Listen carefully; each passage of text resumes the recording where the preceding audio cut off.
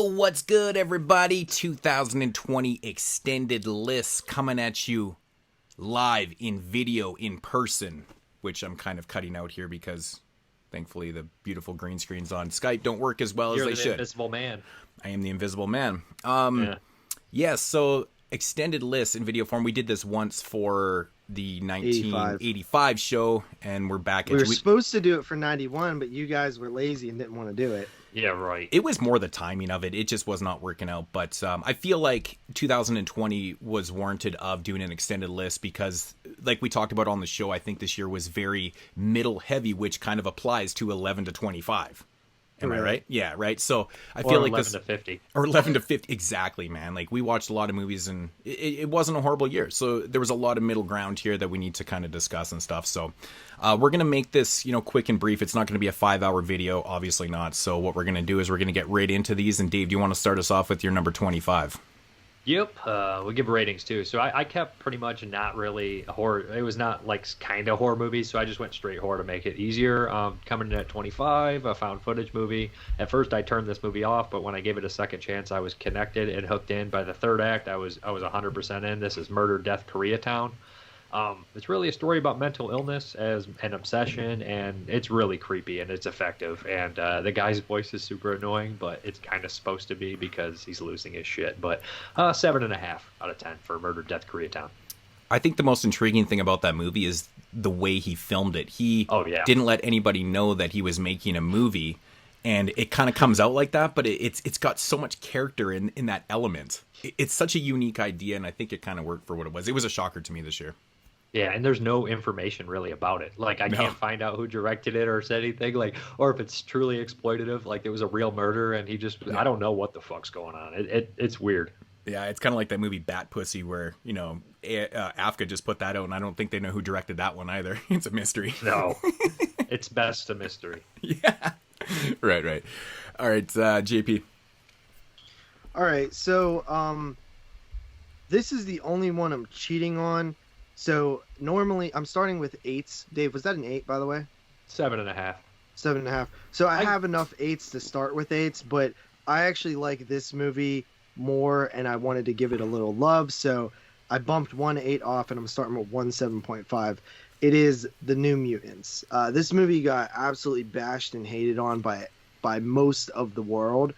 And I checked it. Me and Carly, it was the first film back that we saw in the theater after COVID and after the shutdown. They let a few things come out, and we really enjoyed it. I mean, it's nothing amazing, but it's fun. It was a fun little movie, and everybody who I saw talk about it either complained that it wasn't X-Men enough or that it wasn't like horror enough. But I was just like, it's kind of in the middle. It got some fun characters. It got some, weird CGI like monsters and stuff like that, but overall I just thought it was like pretty fun. Anya Taylor-Joy is really great as her character. The lead character was really fun, and there's like this lesbian relationship that I felt worked really well and didn't just feel like shoehorned in. It felt very natural. I just thought it was a really fun movie. It's not great, but I think it deserves more love than it got. I gave that a 7.5 out of 10, but I wanted it on my list because I really liked it. Yeah, surprisingly, I actually enjoyed it too. I don't know why. I have not liked anything in that universe for such a long time. I've really kind of switched to DC animated films, which I absolutely love. But for some odd reason, I enjoyed that one. It was just a fun popcorn flick that kind of took me by surprise. I just kind of went in with really no expectations and really kind of just enjoyed it for what it is. It really does feel like an entire prequel. It just feels like the first chapter of something. Like, right, it does. Yeah. So. Yeah. I didn't see that one. Does. Yeah, I don't know, man. I like the setting too. Abandoned or a mental institution. Like, it was cool. It was a cool setting. The horror isn't super strong. It is a lot like a superhero movie, but I just think people care too much if it's like the source material. You know what I mean? I think it bothers people way too much. Or if That's it like fits in the X-Men when you universe. don't know the source material. Like Guardians of the Galaxy was a lot of people, some people knew it, a lot of people, but a lot of people didn't. Mhm. So if they change things, deviate from it, no one really cares as much. But if you Right. do the X-Men or Spider-Man, people are like, I don't think Peter Parker would say that exact line in that way. Right. Everybody's a Spider-Man and X-Men. That's It's right fucking for me. Sam for you, man. The source material to movies shit argument is just something that I shake my head at daily in conversations on Messenger, Sam. because it doesn't matter if there's something adapted. It's always comes back to source material's better, or it's Matt Horror. Fuck's sakes, man! Like it's not the really same horror, two. is it? It's the same two fucking sayings over and over again. It kills me, but.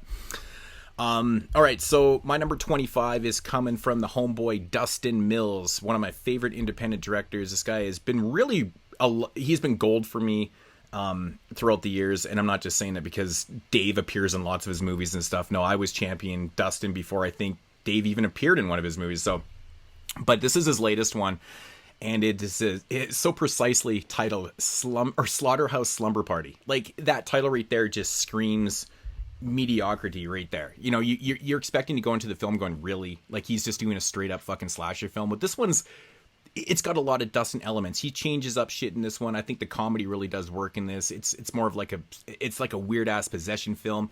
But one of the funniest things ever is that he's got this ridiculously long, probably 10-minute pillow fight with, you know, these girls having a slumber party. So they're all naked, and it's literally a naked pillow fight for like 10 minutes. It's so funny. It's got all the Dustin Mills girls in there. Check it out.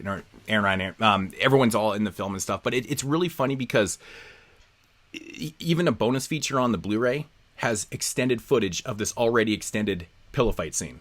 Like, thank God for Dustin for doing this. But I think the movie overall is just a blast. Like, right from the opening credits, man, I think it's great. The music is fantastic in the film. But like I said, though, like the comedy really does work for me. What's her name? Haley Madison. She kind of she's funny in the film because she's always farting, and she's kind of like dick and fart joke part of the film, and she's always this little cutie and stuff. So it kind of hits home with her jokes and stuff. But overall, super fun. Does Marcus does he do the effects in this film?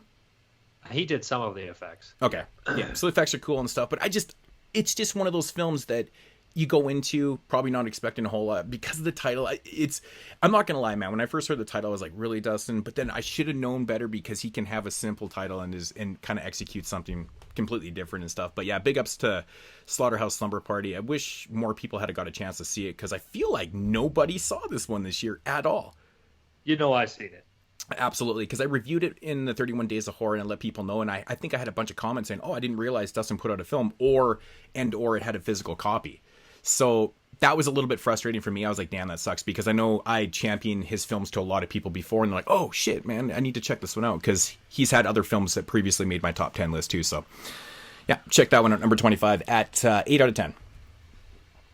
All right, coming in at 24 is a heavy hitter of the year.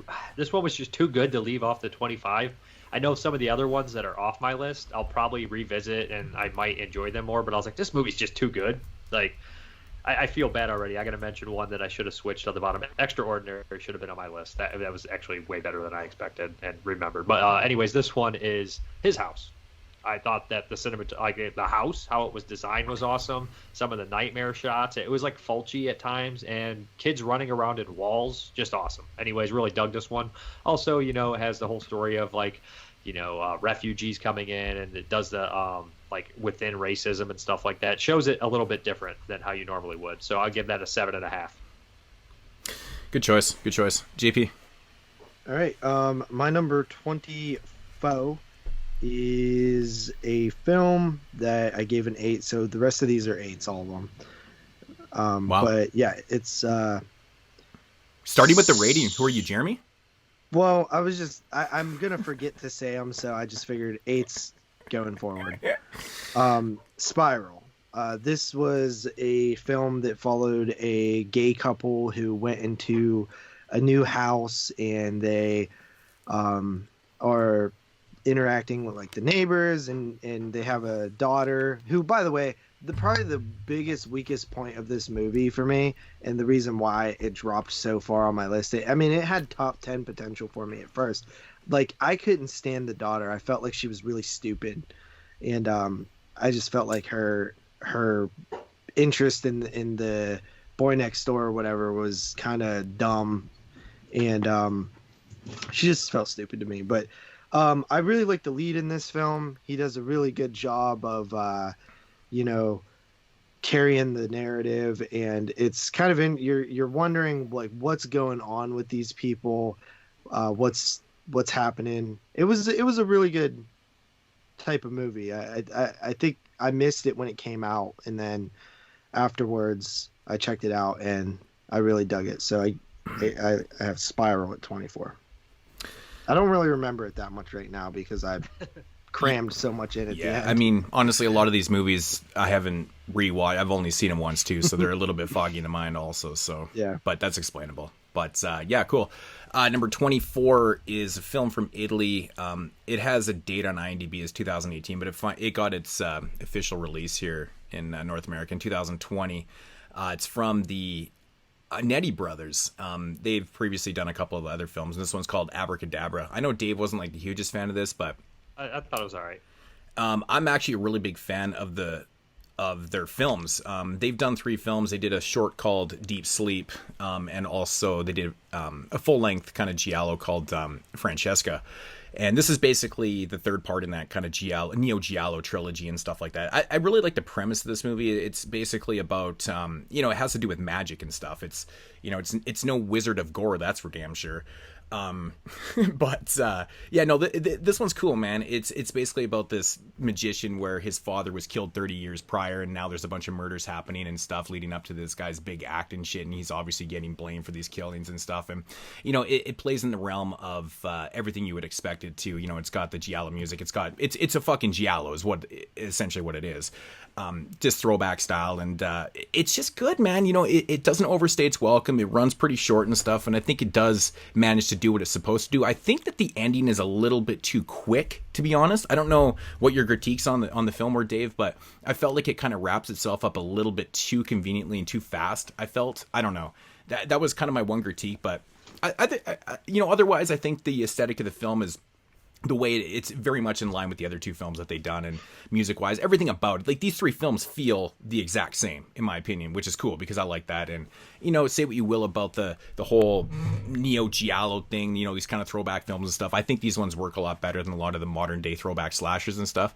These are a little bit more uncommon, but I dig it, man. I thought it was really cool. I'm gonna give this one 8 out of 10 also. They also had another movie this year, What the Waters Left Behind, that finally got released in the States. Yeah, Unearthed did that one, right? And I heard that one was horrible. I didn't care for it. It's a Texas Chainsaw redo, but it was made like a few years back, and you could tell it should have came out in like 2015. Right. Yeah, that's kind of a shame. So I guess I'll probably just stick to, if they're gonna, I don't know if they're gonna continue to do these kind of these neo giallo films. Maybe not, considering they just finished a trilogy. I don't know. Maybe they'll go on to something different, but. The location's great on What the Waters Left Behind, though. It's real awesome. Mm-hmm. It's worth checking out. Yeah, it's definitely one I gotta probably peep out. So cool.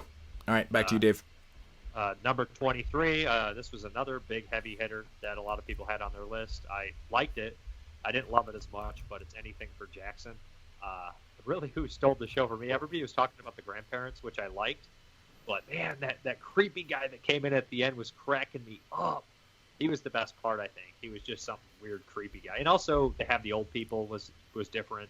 It was a lot of fun. It was very enjoyable. So I give that probably 7.5 as well. That guy's character, he feels like, to me, that he escaped the Children of the Corn Clan. Like, yeah, he's real. Yeah. Cool. JP? All right, my turn. Number 23? 23? What are we on? Yep, 23. We have The Hunt. Somebody had commented today on Patreon, I think. We got a couple comments when we posted the show this past week on Patreon. Somebody commented that they were surprised that there was no love given to The Hunt. I didn't think it was as, top 10 worthy, obviously. But I did really enjoy it. I think that the political satire of it, making fun of all different sides and just political beliefs, kind of came at a good time too, because what was going on and stuff like that. But I thought it was pretty fun. There's some good violence in it. It's ridiculous and kind of unbelievable. Jesus. What the hell was that? That's my dog. Sorry. He stepped on a scale, and it's like, please step on the scale. That's funny. So yeah, raw and uncut. Right. We're doing it live. Yeah, it's pretty fun. I enjoyed it. It was a good time. And that was one that got pushed back and pushed back. It was kind of billed as this like super ultra violent, like serious movie, I thought, because they pulled it when there was one of those shootings that happened, and then it got pushed back, and then COVID, it got pushed back again. But it was more like tongue-in-cheek violence to me. So it was weird, right? Because it was a film that definitely was a little bit tongue-in-cheek and stuff, but at the same time it felt like it was trying to accomplish something serious. It was taking itself a little bit too serious, and I was like watching the movie going, see, I didn't get that. I felt like it was pure stupid the whole time. Yeah, I don't know, making fun of everybody, it was, but like it was trying to do it seriously too. I just kept thinking to myself, I'm like, man, I want a little bit more deadly prey here. You know, like that type of shit. But I don't know, I didn't mind the movie. I didn't think it was overly that great, but I thought the ending was actually kind of fun. Like that fight at the end was kind of interesting. So, your mic's messed up, Dave. Better? Yep. Yeah, that was weird. All I did was push the thing down and it came back to better. Oh, yeah. So anyways, I liked the cast in there. I thought that cameos and stuff were fun. And the best part is just watching who's going to pop up. Yeah. Yeah, right. Okay, so number 23 is one that I heard just non-stop mixed opinions about, man. This is definitely the movie of the year that just everyone had an opinion on it, and it's the Wolf of Snow Hollow.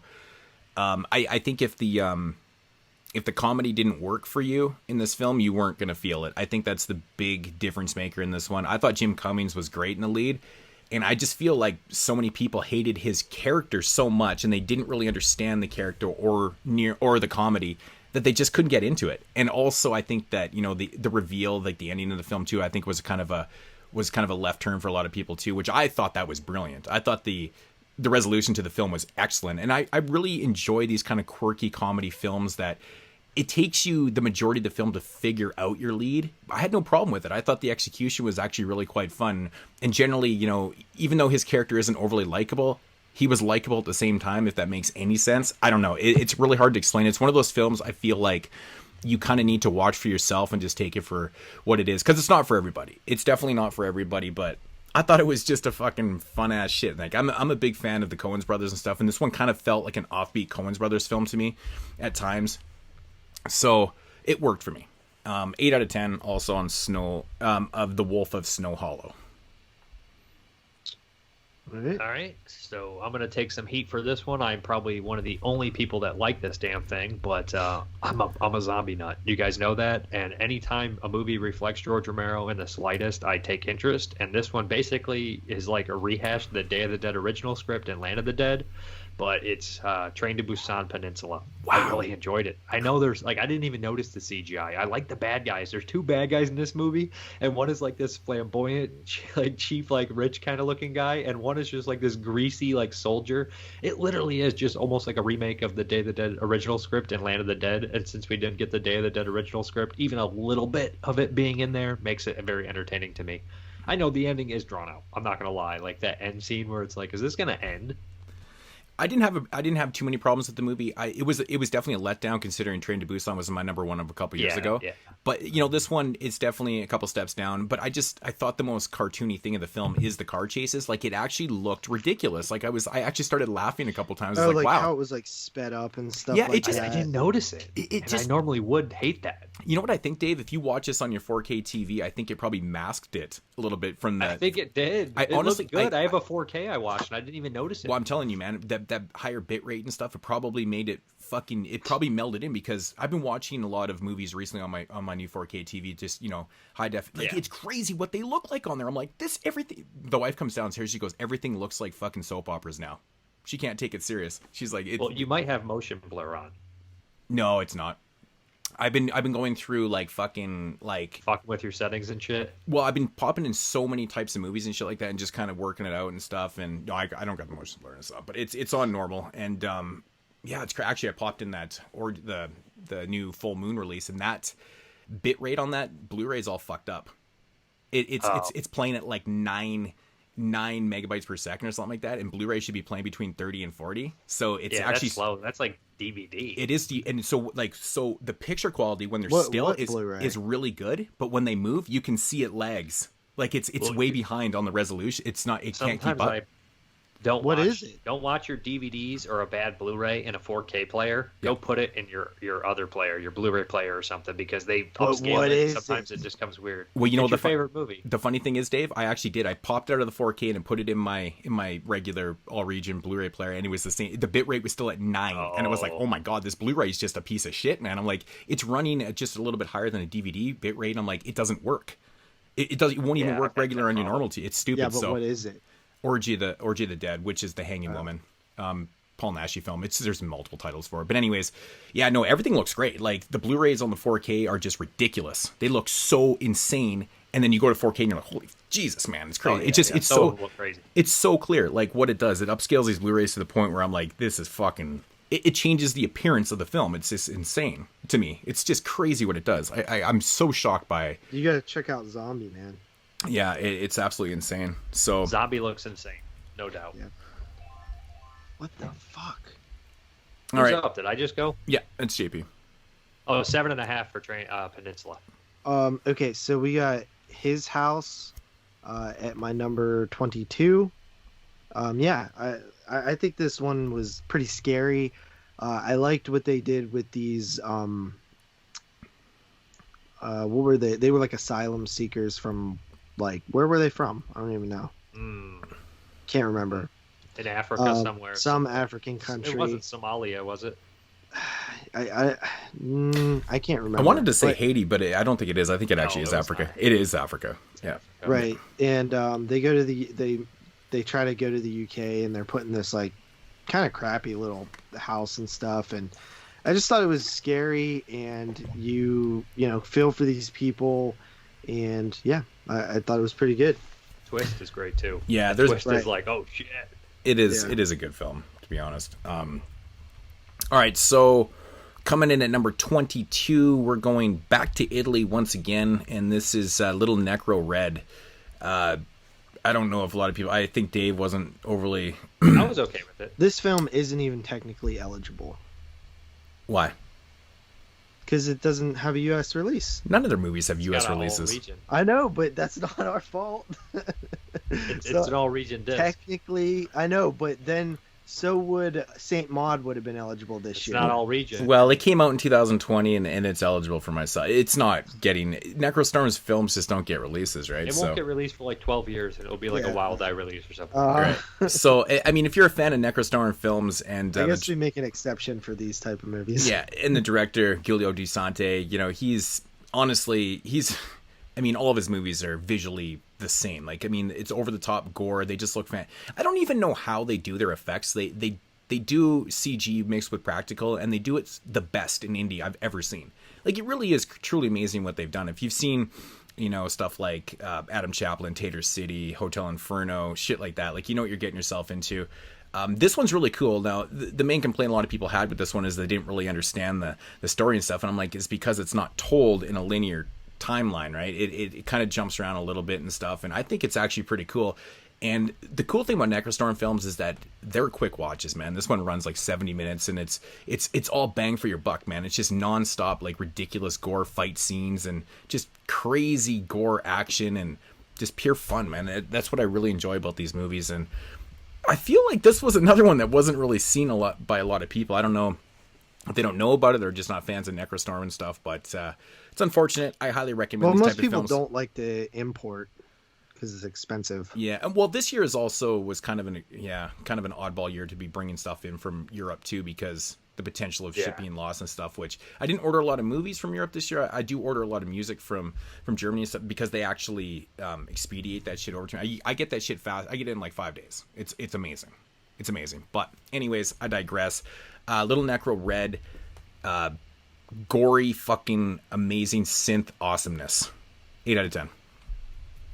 Okay, right. My number 21. This was a really good movie. This was probably my favorite exorcism movie of the year. I don't think it's objectively the best, but I enjoyed it the most, unless I give the other one a rewatch, and it might bump it up. But yeah, Day of the Lord. I thought this was pretty damn good, and I loved the performance from the supposedly or possibly possessed girl. I thought that made the movie, and it went places that even like in The Exorcist when she uses the crucifix, you're like, oh, I can't believe they're doing that. And then this one, I'm like, I can't believe they're doing that. And I've never ever said that again in an Exorcist movie. I've never ever, besides The Exorcist. Yeah, there's one scene in that movie you're just like, I can't believe they went there. You? Nope, can't believe it. I was like, damn, dude, that is so fucked. It's probably the most fucked up scene of the whole year. Yeah, 8 out of 10. Let's go 8. Yeah, good movie. All right, back to me. Number 21 here, we have Extracurricular. This one I thought was a bit of a gem. I didn't hear many people talk about it. I was a fan. I thought that I expected it to be, I got it for Patreon. I expected it to be garbage or like, I don't know. I just didn't even know it was a 2020 movie because it got a 2018 release like in the festival circuit. I expected when I read the cover was horrible. I expected this after reading the synopsis. I was like, this is going to be like over the top, but they play it pretty serious and the violence is high. What the is going on today? Jesus. But the violence is really good. Maybe some of the like stuff is a little hard to buy, so that might be like some people's complaints, but I enjoyed it. I thought it was pretty fun. Cool, man. All right, number 21 is actually one I really, really enjoyed. I'm surprised. I would like to rewatch this one. It probably could be higher. I don't know. I thought it was really cool, but and that is Spell. I thought this one was great, man. It's basically about a family that's flying to, I believe the father's father died. They're going to a funeral. I think that's what the storyline. Anyways, they crash kind of in the southern area and stuff, and he awakens in this house, and he's kind of all tied up. It kind of turns into Misery a little bit, to give kind of the short and long of this.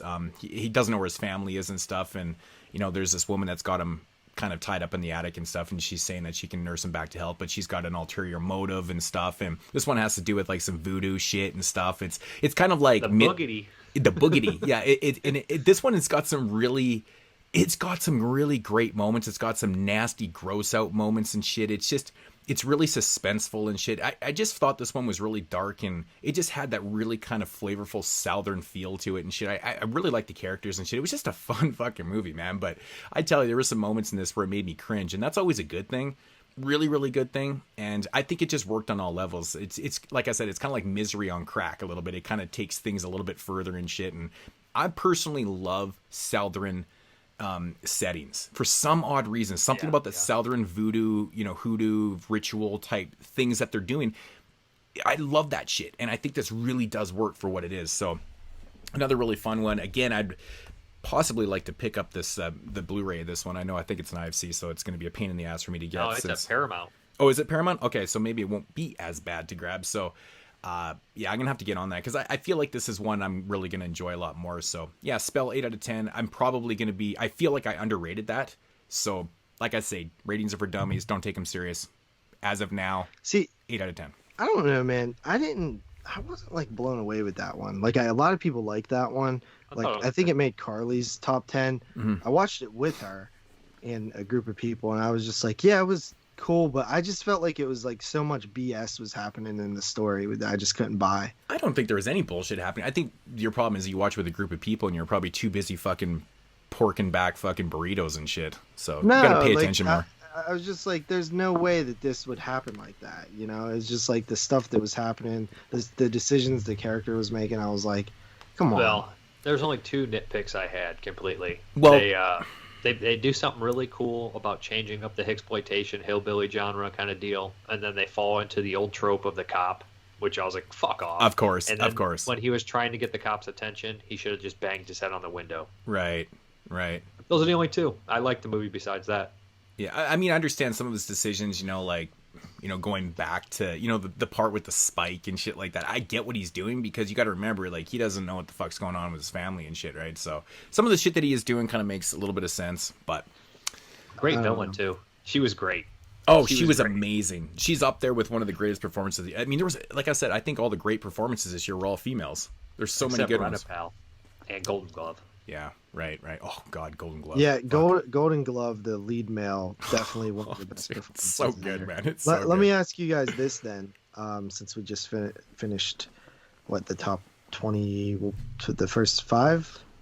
Anyway, I don't know. I'm like messed up today. So, what is the most disappointing film you guys watched? Like something that you was like looking forward to a lot that didn't deliver. Porno. Ooh, that's a good question. Honestly, I was a little bit disappointed with Color Out of Space. I honestly like the previous movies a little bit more, like the story, the H.P. Lovecraft story. I thought that it was okay. I was disappointed with it. That was mine. Color Out of Space. Color Out of Space, Becky, and Tremors 7 were like really disappointing to me. Now I like Tremors 7. I think it was good, but for potentially the final in like that version of the story, I was a little disappointed with it. Just like I feel like they betrayed the Burt Gummer character a little bit. Like he would never go to that island with no weapons. Just didn't feel right. You know what I mean? I feel like he's just getting old. I don't know. Yeah, but I love the end. Like what they did, it was pretty amazing. And I did say Peninsula. That one was a little bit disappointing for myself. Even though I liked it, it was disappointing in the fact that I was expecting a lot from it. And the other one was The Lodge. I was simply disappointed with The Lodge. I didn't hate it. Yeah. I liked The Lodge, but I've explained myself away in The Lodge. I think the third act it went exactly. I felt like there was a better movie there. What about surprise? What really surprised you that you expected to maybe not like? If you have any. Honestly, Uncle Peckerhead. Becky was a surprise because, me with Kevin James, I fucking hate Kevin James. The movie itself was actually pretty entertaining. I liked the violence and the gore and stuff was really good. I just didn't believe Kevin James as a neo-Nazi. If he had portrayed that character like Fight for Your Life type of style, like really ignorant and vicious and brutal, I think it would have sold the movie a lot better. Would have been believable. Right? Because, or they would have made him more of a Stacy Keach Nazi from American History X, but a Stacy Keach Nazi would not have those fucking eye tattoos on the back of his head. Yeah, man, and that's what I'm saying. I just feel like they completely mishandled the subject. He was down. He would have done a good performance. You could tell he was down. Maybe he didn't want to go that far with it because he has a family wholesome image. I don't even blame Kevin James, for the misportrayal of a neo-Nazi and stuff. It is a script. He's doing what the script is and stuff. Obviously there could have been a lot more harsh material written and stuff. I think would have worked for it. I think it would have been shocking. Yeah. It would have been. I liked him, but I like him, but I didn't. I thought they could have went further with him. Yeah, I honestly don't find of. Yeah. Oh, but QB Halloween was a big surprise. That was one I thought was going to be jumped. QB Halloween, and I really enjoyed it. Oh, it's just Ernest, right? That's why I liked it. That's what I said. It's Ernest. Yeah. That was that was a surprise to me too. Me and the wife watched one night. We were both pissing ourselves. We're like, this is fucking ridiculous. I thought it was junk, didn't you? I was like, yeah, fuck it. It could be terrible. It was partially junk. Come on. Tales from the Hood was actually Tales from the Hood 3 was actually kind of a surprise too. That was the surprise for me. Tales from the Hood 3 and Ghosts of War. Those were the two that sort of over-delivered from what I expected with them. I expected after Tales from the Hood 2, I expected Tales from the Hood 3 to be complete junk. Yeah, and it ended up being pretty okay. Another one that really disappointed me was After Midnight. I was expecting so much more from Jeremy Gardner. I really liked it. I was so disappointed. I was so disappointed with that story, man. I was like, oh my god, there's potentially a really great movie here. What did you like about it? That one shot is amazing when they're arguing there. That's perfect. Henry Zabrowski's hilarious in it. Oh, 12-Hour Shift. That's the other one I was trying to think of.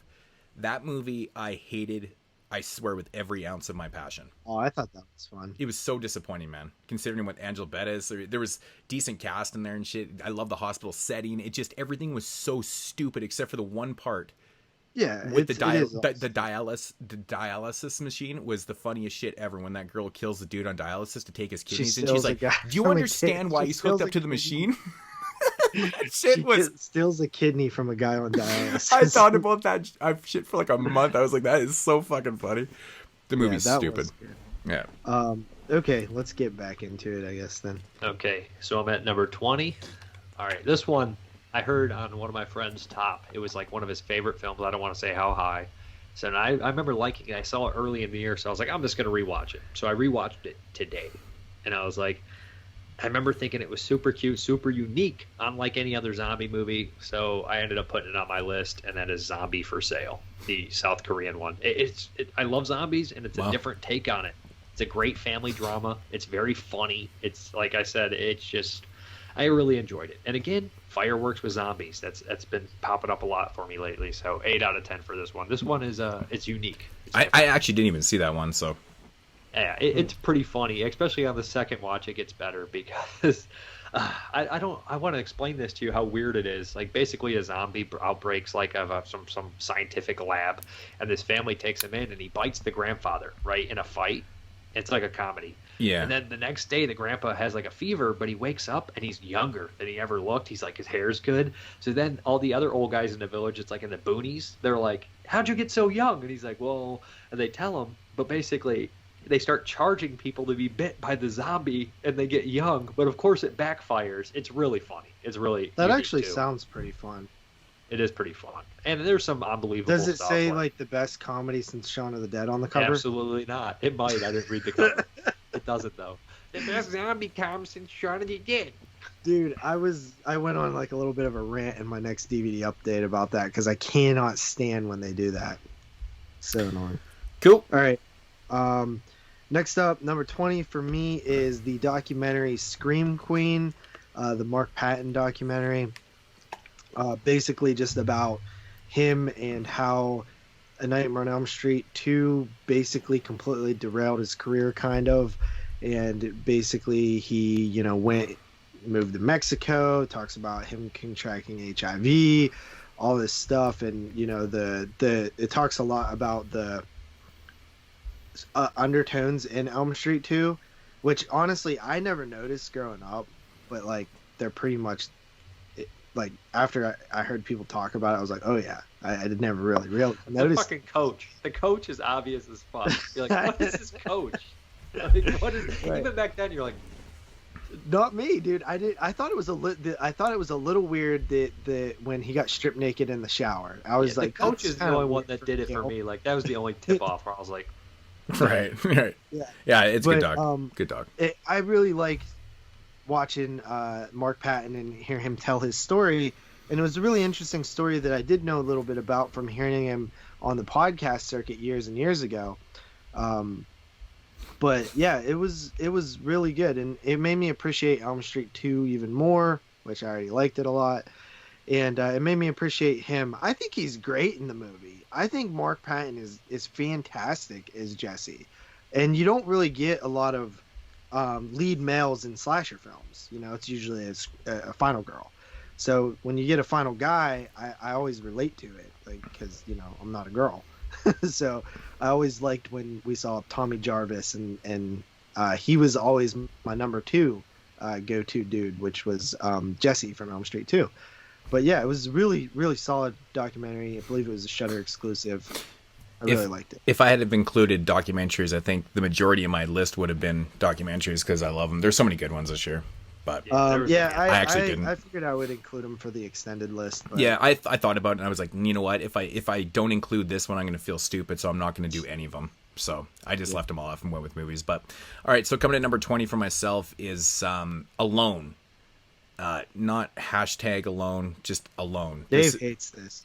This movie is basically one of those abductee type survival type films. I think it worked on all levels. I honestly just enjoyed the shit out of it. I mean, we've seen this type of story done many, many times and stuff, but I thought the battle was really good in this, man. I thought the killer was a little bit menacing. I thought the girl was actually legit smart.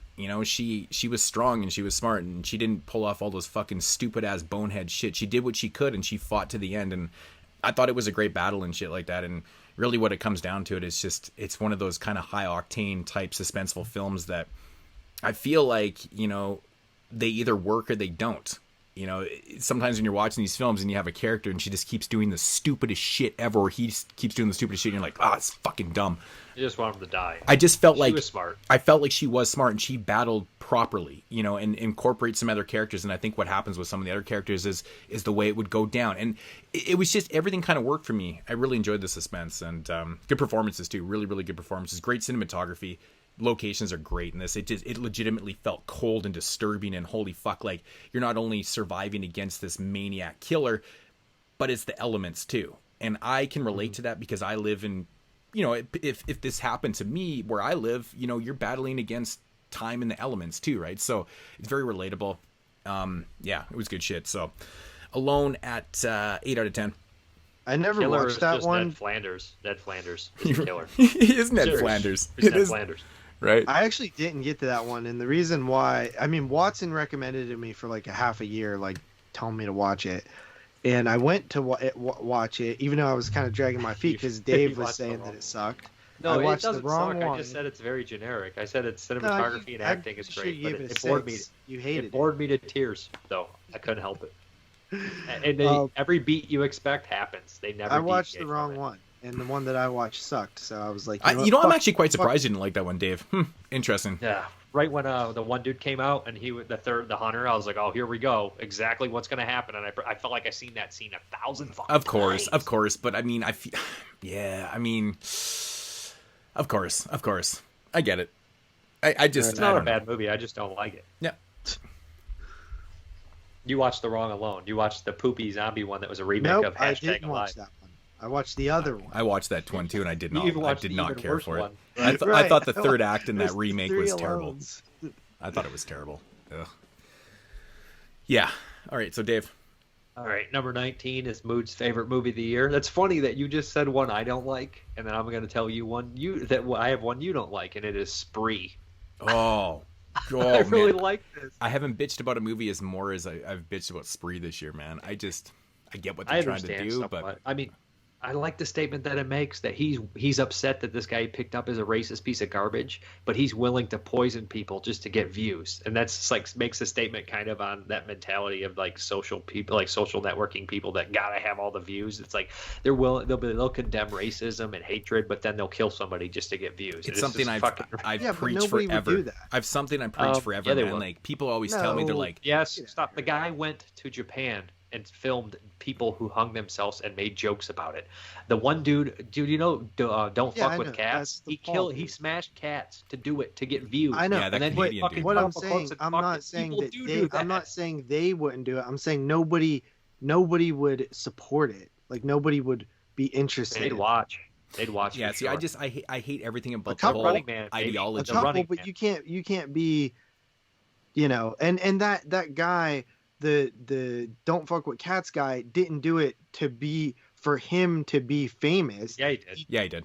Yeah, What? that guy did. That's You're his whole fucking story. crazy. The guy actually did Why would he everything hide could his identity then? because he wanted to be caught. He kept getting the attention, like the BTK killer that he kept corresponding, or Yeah, Jack but he the didn't Ripper. want to be caught. Yes, he did. Yeah. Yeah. He eventually Eventually. did. Do you know his story? Do you know Yeah, that He fucking created so, all that you know, falseness about him too. He do you created know all he those kept websites. doing interviews with him about saying he was dating Carla Homolka just to get attention. The guy was Yeah. attention. Serial He killers was. eventually do want to be caught if they keep hitting on the police. Can't They get want famous the if you don't get caught. Yeah, so eventually they do want to get caught. That guy is most definitely an example of the guy from Spree to a But certain I'm extent. saying like he didn't think that he was going to be like the difference is like that guy wanted to live in infamy. This guy wanted to have a successful YouTube channel. But he but was you can't have a delusional. successful No, because successful he's crazy. YouTube He channel couldn't. He's delusional. That's the by point. But see, getting- I His hate. whole mentality is messed up because he's willing to poison people, but he hates racism.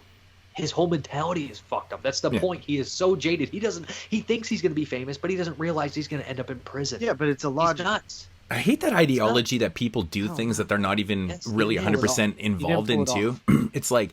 It's like, you know, people say to me something, they're like, man, you deserve way more subs and way more views and stuff. And I'm like, yeah, but what I do on here applies to such a small market. You know, I'm not the gonna same way. I'm not the going to same way. extend Not myself. necessarily. I'm not going to extend myself and start doing things just to get views and you know, and more subs and stuff. That's out of my realm. I'm going to continue to do what I want to do, and I don't. If it comes, it comes. Like I've never ever done one video with the thought of going, "Oh, this will get so many views," or "I'm going to get subs from this." If that annoying. mattered to me, I would make more videos, right? Yeah, and I hate we this would go to ideology. Walmart or review the biggest movies. It is exactly, Right. and I hate this idea that everybody, you know, this guy portrays that character that I hate. You know, he's like, he's doing this. He's like, this is what's going to sell. It may not even be fully what he is. It all depends on Drives me what nuts. you want out of it too. Like Mhm. if some people want to make it their job, You know what I mean? Right, So those right. people might go and do stuff that they're not as interested in to get better views. Where like us, we just like to do it for fun, you know? But you Absolutely. can sometimes be successful, like Dame Drops, the guy who does food. I think he's enjoying it, and he's good, and he Right. gets lots Yeah. of views. But Dame and Drops they is have like legitimately quite an interesting character. Like that Well, guy's he's funny. also really cool. He's He's nice. just a funny cool. He dude. does He's a just a good funny job. dude. So He's good editing, yeah. and he's just like man. I Some like of his that shit, guy. he's like obnoxious, but in a funny way. I kind of like Yeah. him, man. He's fun. He's fun. Yeah. But also another character, like the guy from Spree, is that kid. This was it Sacramento or whatever in California that shot up the schools. He had videos like that where he was like, nobody watched his fucking videos. There's like 12 videos. All he wanted was Talking about girls the and like attention. anime dude. Want the attention? No, Yeah. and he was like this. He was like, "Hey, just chilling outside in traffic." He had Right. everything he could ever want. It's just these people have a weird mentality. This one is I played for get comedy. what you're It's saying, played and I comedically. like that. So it's comedically done. So therefore, it is a little bit not But don't you realistic. think don't you think it could be more interesting if it was done serious? I'm sure we have one that is serious and it's awful. It's called the Cohasset Snuff Murders. Yeah. You think a it's terrible awful movie. because it's serious or because it was done bad? It's just a bad movie. But yeah, I don't know. Like, it I was a think we little already too have the goofy serious for one me. here. I think I we think already it- have the serious one. I think it was a little too goofy for me. Like it was, I just couldn't get on board with anybody acting like that, and I was like, okay, like this guy is blatantly ignoring the fact that this isn't gonna work. Well, he's crazy. He's clearly not. But he doesn't feel crazy. Like He's a different kind like of for crazy. his portrayal. He's They seem delusional, like- I'll say. There's Yeah. some people that are completely delusional, no matter There what. are, but they act different than this guy. I would say sometimes delusional people act completely normal in their everyday life, what- except a couple things. But anyway, let me just say this. Once I accepted the fact that this isn't supposed to be serious and like the performance isn't supposed to be accurate to what would somebody who actually would be capable of doing this, and I realized it was all just, you know, a commentary It's on satirical for sure. Right. Then I started enjoying it. But whenever I was trying to like look at it like, is this like this guy's performance is supposed to be a realistic portrayal of someone like that, I didn't like it. So I ended up giving it a 7.5 afterwards. So it went up a lot.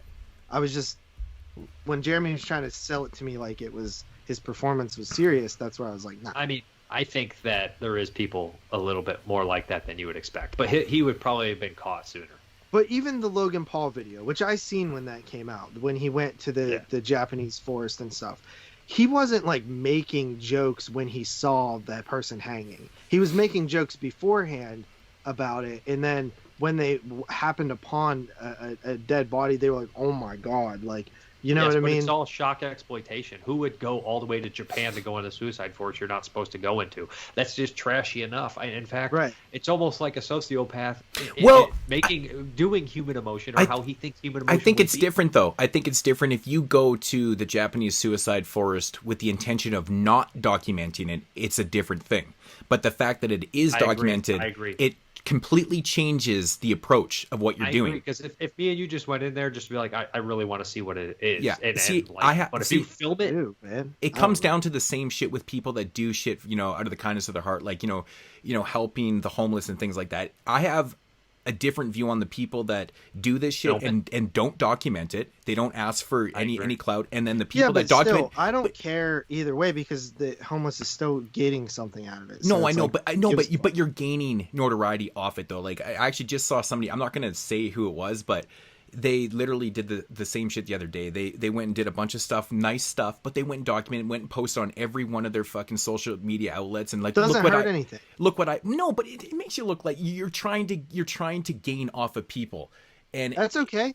Go ahead and gain. If you're gonna gain and still help people. this in is the why process, this what- is why Yeah, people this is why people like myself, when I do donate money to charities, which I do, I don't put my name on it. I don't want the recognition for it. Some people want it, and other people's don't. And me and the wife, we do not do that. We donate under, you know, aliases and shit like that. We go and help. We've done lots of community service stuff. I don't want that notoriety. I don't want my name attached to it. I mean, there's a lot of people that, like, you know, I mean, I'm pretty charitable myself, Mhm. and I don't make a big deal out of it or like let anybody know. But you know, Yeah, it's just I me. just It's just believe my in it's just my I'm hoping personal that opinion. on karma it. happens. Honestly, Yeah. like I'm hoping that like good things, putting good things But in the ether. I find it such a problem when I see people going, "Look what I did! I went and helped the homeless," and it's like all this. And I'm like, I mean, dude, it's like, not the greatest thing, but who at the end of the cares? day, if it's still helping someone, who cares? Yeah, I mean, at the end of the day, No. it's better than not helping. Exactly. No, I only Right. look at it as you are helping, but at the same time, you're trying to grow your social fucking existence by doing this stuff, which people and they know it's going to get attention. That's the problem I have with it. So, but I digress. So I like it better when somebody donates and somebody else films them and they don't know they're being filmed. right. Yeah. Right. Yeah, that's good. That's better. So, But there are a lot of those are staged now too. Right, but and that's what I just keep going back to. It's like, well, at least fucking somebody's getting help, so whatever. Yeah. But no, I mean, I think that the movie is definitely interesting, and we talked about it more than anything else so far. Yeah. So, So I mean, I'll give it an 8. 8. all right, all JP. right, my turn. My phone is dying with the quickness. Next up, number 19 is Unhinged. This one kind of knocked my socks off a little bit when I seen it because I just didn't. I expected like a basic thriller that was super basic, but it ended up having this level of gore and just. I mean, dude. JP. It was really intense with Fat Russell Crowe. Russell Man. Crowe. I keep wanting to say Kurt Russell, and I just can't believe that was real weight on him. I totally thought that he just He didn't It was gain like a that pillow. for the movie. Like, there's a misconception going no. around. no. That's what people told me People after. think he gained it for the movie. I thought that He's he been did. he's been putting weight on for a long time. Dude, that guy is Yeah. He just lost all respect for it. Like it looks like he gained 150 pounds. Like this insane amount of weight. Leave him alone. Yeah, but either way, I mean, it's. I was surprised by the gore, and to me, that's what took it from like the pure thriller into the more horror territory. Yeah. You know what I mean? Is that level of gore? And honestly, when you think about it, it's a killer. It's a killer chasing someone. It's a cat and mouse killer thing. It's if it didn't have as much car driving, it would be if this was set in one singular location, nobody would question if it was a horror film. You know what I mean? If it was like in her house. Yeah. It's like a road horror thing, man. It's like joyrides and shit. Like I like those type of things. I wish they'd make actually more of these. That's what I enjoyed about this movie is I was set in the roads. It was so unrealistic. The shit would have lasted that long, but it didn't matter. It was fun. They did a half decent job of trying to like make it more realistic than typically what you get with these type of things. So I gave it props for trying, but 8 out of 10. It was super fun. All I right. think you know what a bad day is. Yeah. Right.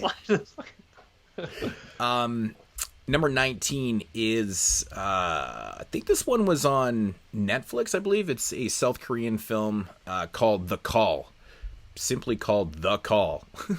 I don't really even want to say too much about this one, but it's that story about, somebody from the present talking to someone in the past, and it has to do with, changing the future in the past and things like that. And I just really think that it's done really, really well. It's very suspenseful. There's a lot of cool shit that's going on here. I think the performances are really, really good. It's very intriguing. It keeps you completely, you're totally intrigued in the story. It has one major, major fucking flaw. Now, if you haven't seen this movie before, I highly suggest once the movie ends and the credits start, turn it off. There's one scene in the credits that literally, I have not heard one person not mention this when they talk about this movie, that brings the movie down quite immensely. It actually opens up so many questions, and it kind of ruins the movie a little bit. I'm not going to lie. But I'm kind of taking it for what it was until the credits roll at this point and leaving it there. To be honest, I don't think I've ever really done that with a movie before because I can't believe how much it actually changed what I just seen. And I was like, no fucking way. It was totally uncalled for. It's one of those moments in cinema where you're like, that was not needed. And it makes me question what the hell they were thinking and why they would do that, because they had to have, yeah, I guess, but they had to realize that like this movie is a perfect film to just stand on its own. It doesn't need a sequel. Yeah, I can't see it. It's not like the end of a slasher where somebody comes alive, sequel, right? It's that moment. This movie is the type of film that doesn't need that moment. It ended perfectly. I agree. But it didn't. Oh, like some people were like, "Oh fuck!" It went from a 9 to like a 3. I'm like, "Are you serious?" It's not horror moment. It's like, come on, dudes. It's so stupid. It didn't ruin it that much. I just suggest doing it. I don't believe anyone's actually going to listen to me because the intrigue is there. You're going to watch that post-credit scene. I know you are going to. Don't fucking lie to me. And judge it for yourself. But really, really good film. Again, subtitled 8.5 out of 10. The Call, South Korea. All right. So I'm coming in at 18, and I'm going to mispronounce this, and everyone's going to laugh at me. It's not in Impetigore. I know it's Puh, not Impetigore. It's in Impetigore. I don't fucking whatever. Impetigore? Yeah. Whatever it is, I mispronounced it. Why not Impetigore? It's not it's Impetigore, I think. Why? I don't know, because that's how it's supposed to be a skin disorder, a skin disease in Impetigo, but it's also Impetigo. Impetigo. So yeah, it's that, but it's Impetigo. It's Impetigo or Impetigore. Yeah, I didn't know that's that was what it was about. Damn. Yeah. So this one is by the same guy who did Satan's Slave, which is a vastly superior movie because and then I don't mean this as a hit on that movie because that's probably like one of the best movies that came out that year, I thought. But what this is? one Satan's Slave. I thought that was one of the best movies. That. But yeah, this movie's pretty excellent. The opening is very tense, and there's lots of nasty throat slitting. It's being terrifying, being in the village. Just a really effective, good movie, and cool voodoo and stuff. And yeah, I really liked it. So 8 out of 10. Yeah, I really liked it too. It would probably be like my number 26. Cool. JP. All right. What are we on? 18. 18. Okay, 18. 18. Vivarium. I know Moods is a big fan of this one. I dig the Twilight Zone-esque, just like, what the hell's going on? You're questioning, you're wondering, you're like, these people show up at this house, they can't leave. It's just always fun to put yourself there. Like, what would you do? You know what I mean? Like, would you try to just keep walking in the same direction forever? Okay, that doesn't work, I will say, I agree. The kid is, they made the kid annoying, but they did it at the like sufferance of us, you know what I mean? Like it was like, okay, we get that they were pushing the point, right? They were already annoyed. Barbecued that baby, but they were already annoyed because again, systematically they were forced to raise this child, and now it's screaming at them and fucking demanding shit, and they already don't want that fucking little shit to be there. So it's just adding to the headache of it. But yeah, it was really cool, and I really like both of the leads. Imogen Poots and Jesse Eisenberg. I think they're both really interesting and fun to watch. They played off each other well and stuff like that.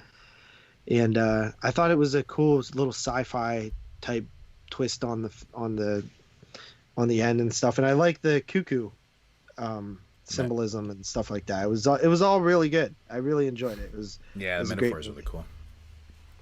So yep, Vivarium. All right, number 18 is the Shudder exclusive Metamorphosis.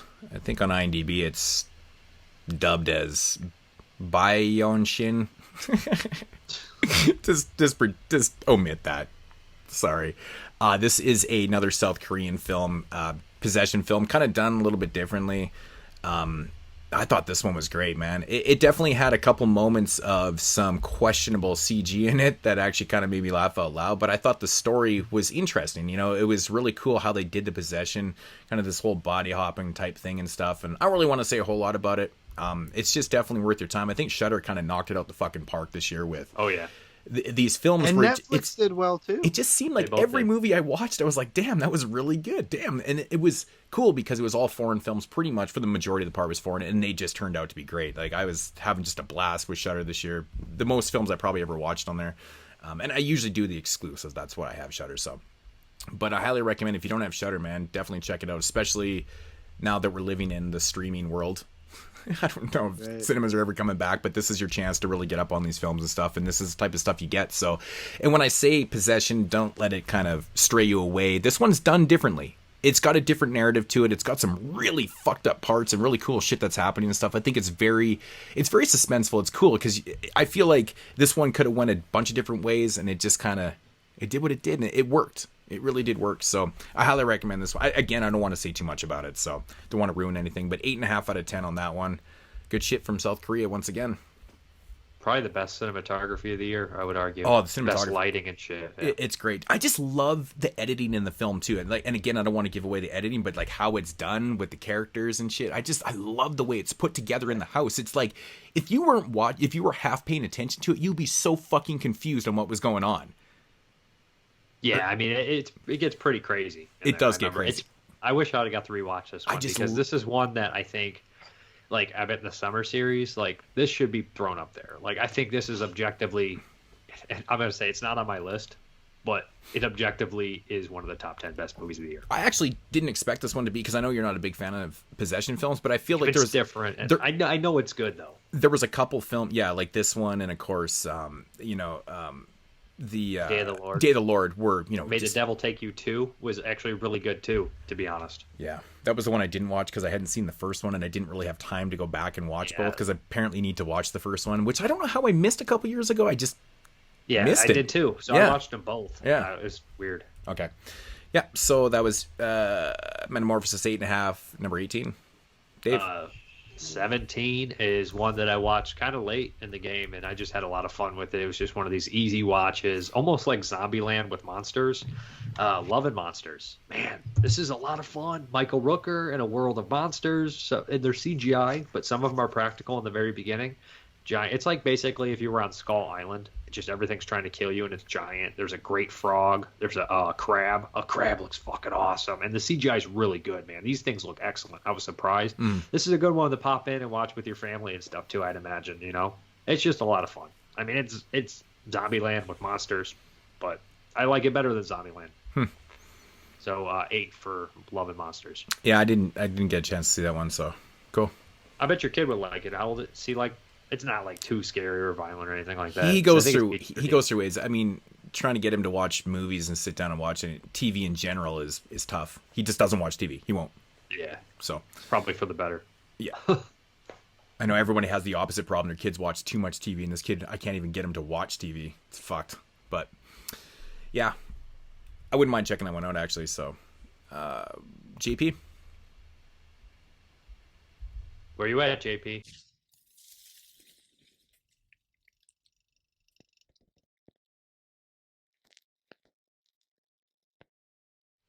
All right, so my number 17 is Host, the Shudder exclusive, or no, it was an original actually. Yeah, this one was made during COVID. Yeah, during quarantine, and it was actually completely, shot at home on Zoom and stuff like that. And I thought that was really cool, but that doesn't make a top 10. Just the backstory of the movie.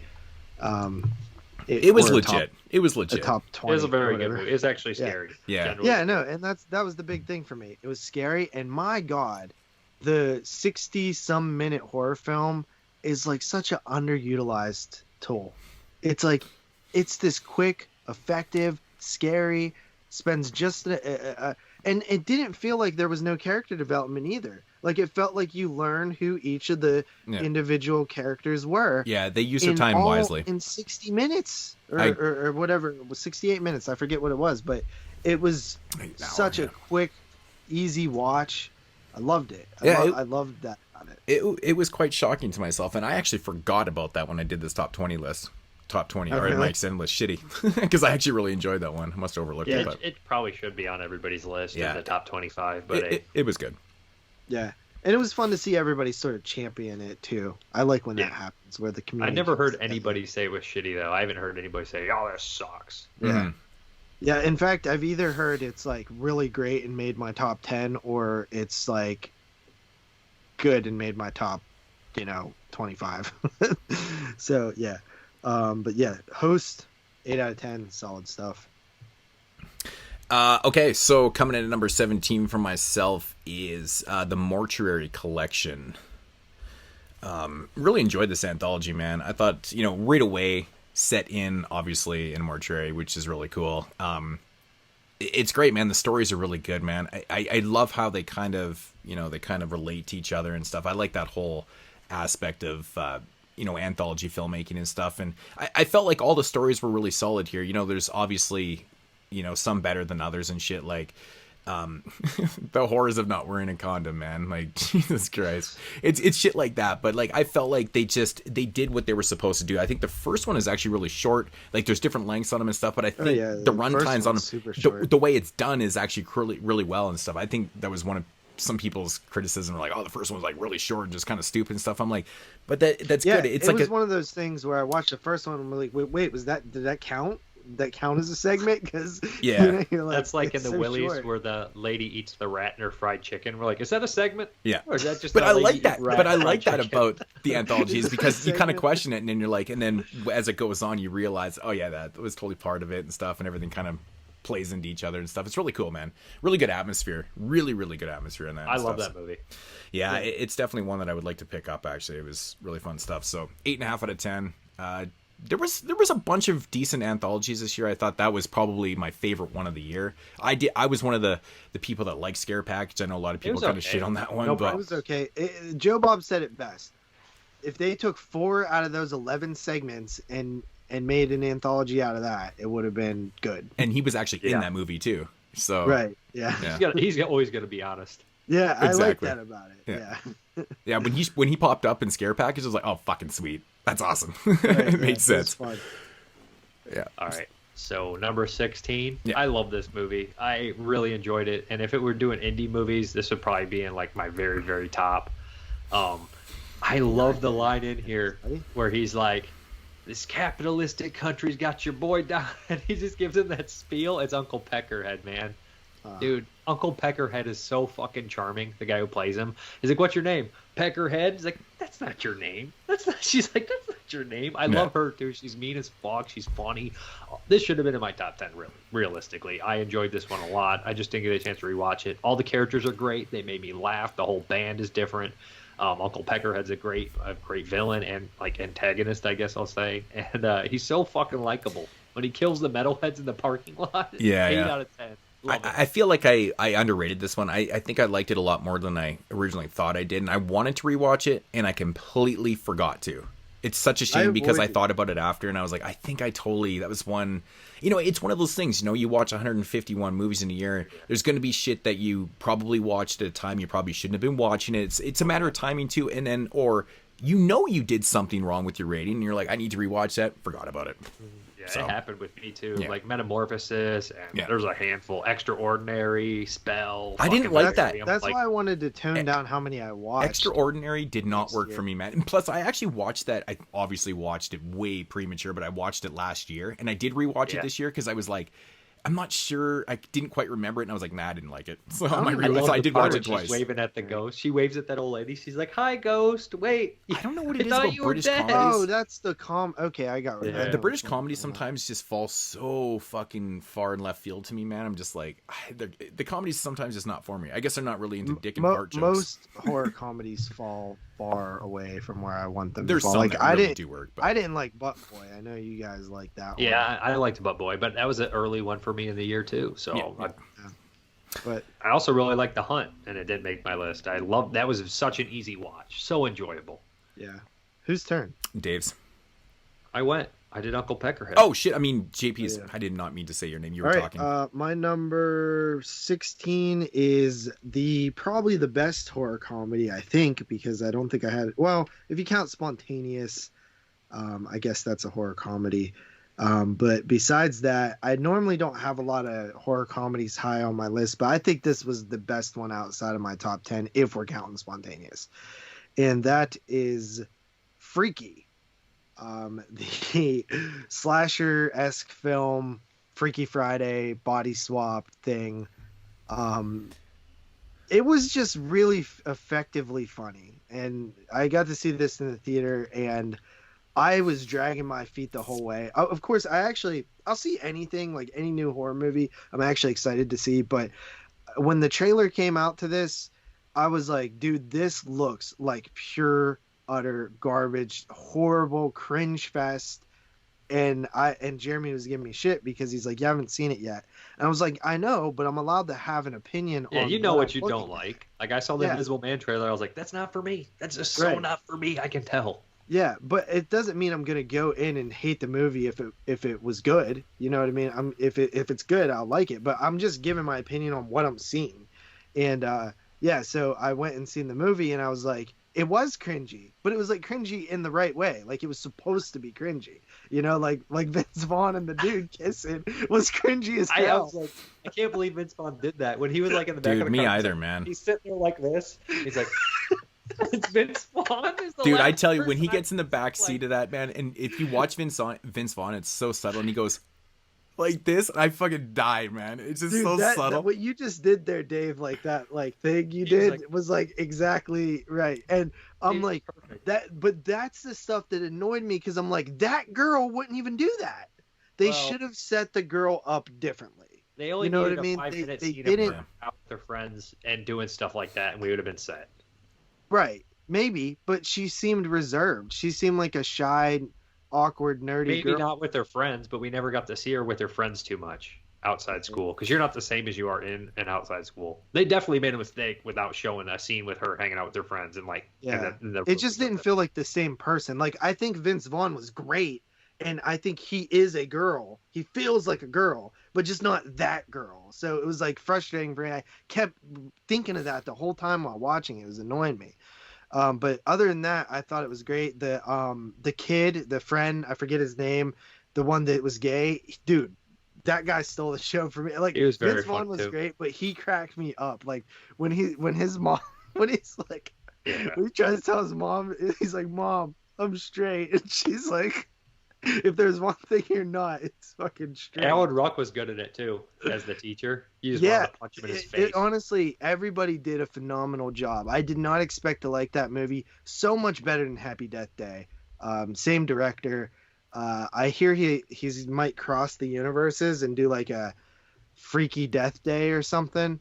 So we'll see how that goes. But the R rating was definitely a much better improvement than the PG-13 that you get with the Happy Death Day movies. And I didn't hate the first Happy Death Day, but this is like that tone but done way better. So yeah, Freaky was way funner than I ever expected it to be.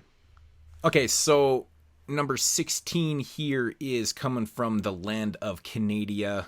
I think it's actually like a US Canadian co-production from a man, Jay Baruchel, who this was kind of a shock to me because this is not something you really expect him to be doing, considering, you know, does all the comedies and stuff, but that's Random Acts of Violence. Really good film, man. I really like the whole commentary on, you know,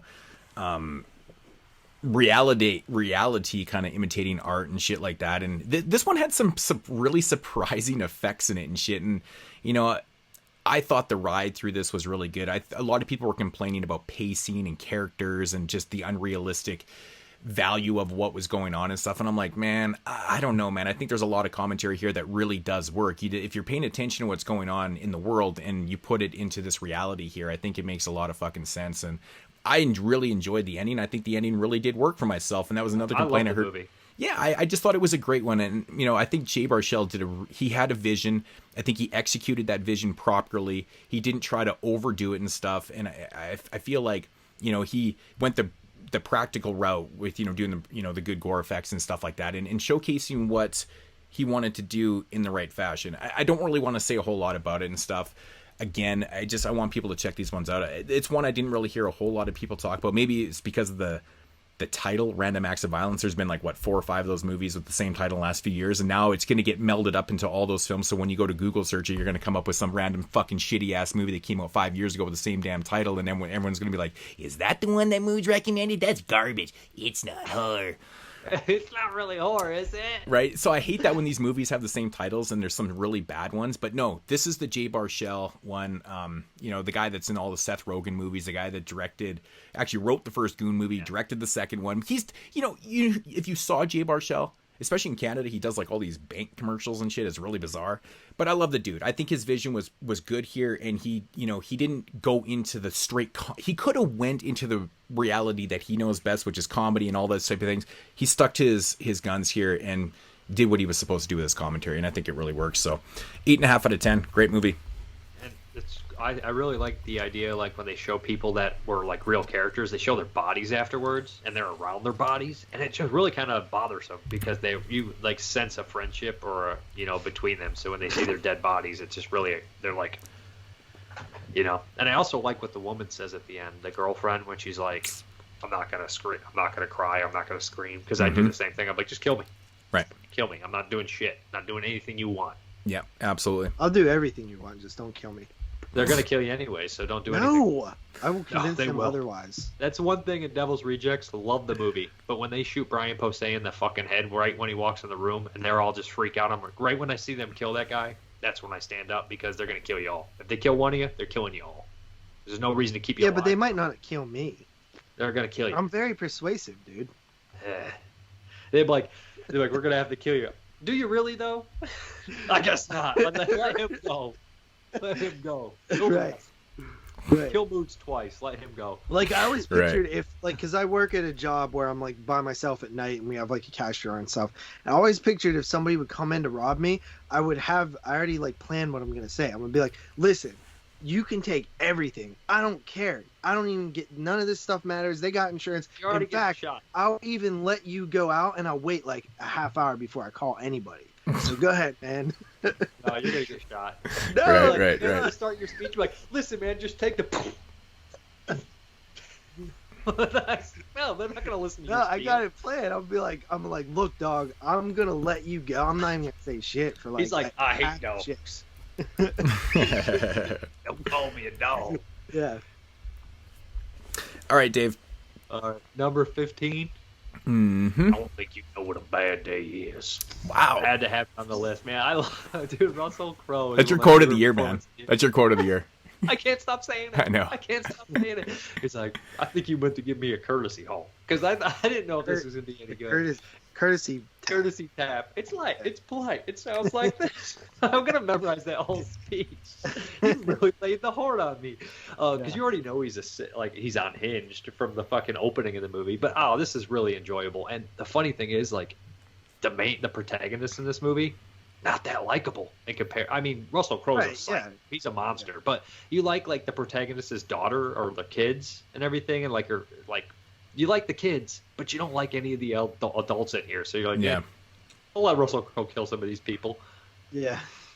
Like I said, though, man, I the only thing that would have made that diner scene a lot better if he was smashing a fucking cheesecake, too, man. Like, could you imagine big fat Russell Crowe? He's got a big fucking piece of, chocolate blueberry cheesecake, and he's fucking giving her. He's got it all down his face. Oh, that would have been great. That would be great. You could totally see somebody like that just losing it one day. Oh, you know yeah, what I mean? Anybody, really. But if he ordered food when he was sitting with that guy, and then when he was after he killed him, he's like, he's getting a bill. I feel like that movie, they had more one-liners. I feel like this role was perfect for Russell Crowe at this point in his career too, man. Like, he's gained all this weight, he's done everything he needs to do and shit. He's kind of pissed off at life and a whole pile of shit. And this is him just, putting that anger into a film, kind of thing. It was just kind of perfect timing, I think, though. It works. Like, every time I get mad now, I think in my head, I'm becoming unhinged. It's like I'm becoming unhinged. that gif of him where he's like this, because it's so, I don't even know why. That's the weirdest kind of anger, because instead of being like looking down, he's like I don't even know what he's doing. He's like, you know what I mean? When he looks up, he's like, I'm going to give it an 8 out of 10. I love it. And plus, Russell Crowe and Raymond Burr for president 2024. Yeah. That's the bill. Really funny. They're going to eat. Right. All right. What do I have here? Number 15.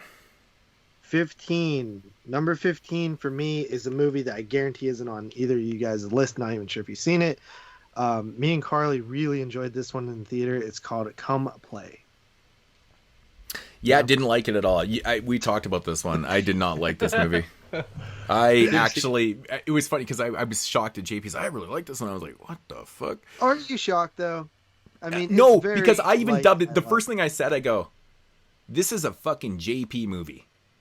That's how I dubbed it. Like, The Nun is like one of my favorite movies of the last decade or something. You know what I mean? So it's like, I really like... I do a podcast with this guy. Man. The Nun. I like scary movies. I like when movies try to be scary. You would think that, horror films would try to be scary. Of course. I think the execution was terrible in this movie, though, man. Why? I just really, really do, man. Oh man, there's elements that I do like in it, but and there are some decent scares and shit like that. The whole story with what's actually going on. I don't want to give too much away. I mean, I can see people actually liking this movie. It just didn't work for myself. Brandon liked it. But I don't know, man. I get it. It's relatable to people that are lonely, and there's a lot of things that are going on in this film, and there's some decent darkness to it and stuff. But I just think the execution with the entity is not the greatest. I think there's a little bit of holes. That thing is scary, damn it. I think there's too many ways around it. His name is fucking Larry. His name is Larry. Larry's my favorite cinematic name of all time. I keep thinking Leisure Shoot Larry from my days. Remember the PC game Leisure Shoot Larry that was like a fucking like for adults and shit, and kids when you were 13 were playing. You're like, oh man, it's got titties in it. I don't know. I just kept thinking of Leisure Shoot Larry. I don't know. I thought it was super cool to do a film with a nonverbal autistic kid as a lead. I just feel like there was ways to get rid of Larry a lot easier, because when you're dealing with this technology and the way he was coming into their lives and stuff like that, I feel call the unemployment office and tell him he's working under the table somewhere. Cut your fucking internet off. Shut your goddamn laptop, man. The motherfucker. It's a entity. He didn't come because of the technology. He came because he was called. Mm-hmm. So, but I feel like you you could still shut him out even because of that too, because the way he's entering into the lives is through technology and stuff, right? So that's the way he enters into our realm. Try to go through life without being around technology.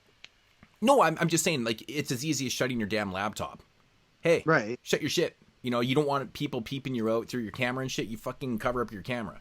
There's ways around it, right, that are so simple, but I feel like it just wasn't. But he's coming through other technologies at one point. Of course, but I feel like, again, even though it's like, he's coming through your phone, then fucking, cut the cable. Like, there's just, it's easier said than done, too, but I just feel like there was ways to shut it down, right? So, I was having a little bit of issues. I mean, they didn't really understand what they were dealing with, because, But they did figure it out, though. They did figure out at points. The end. Yeah.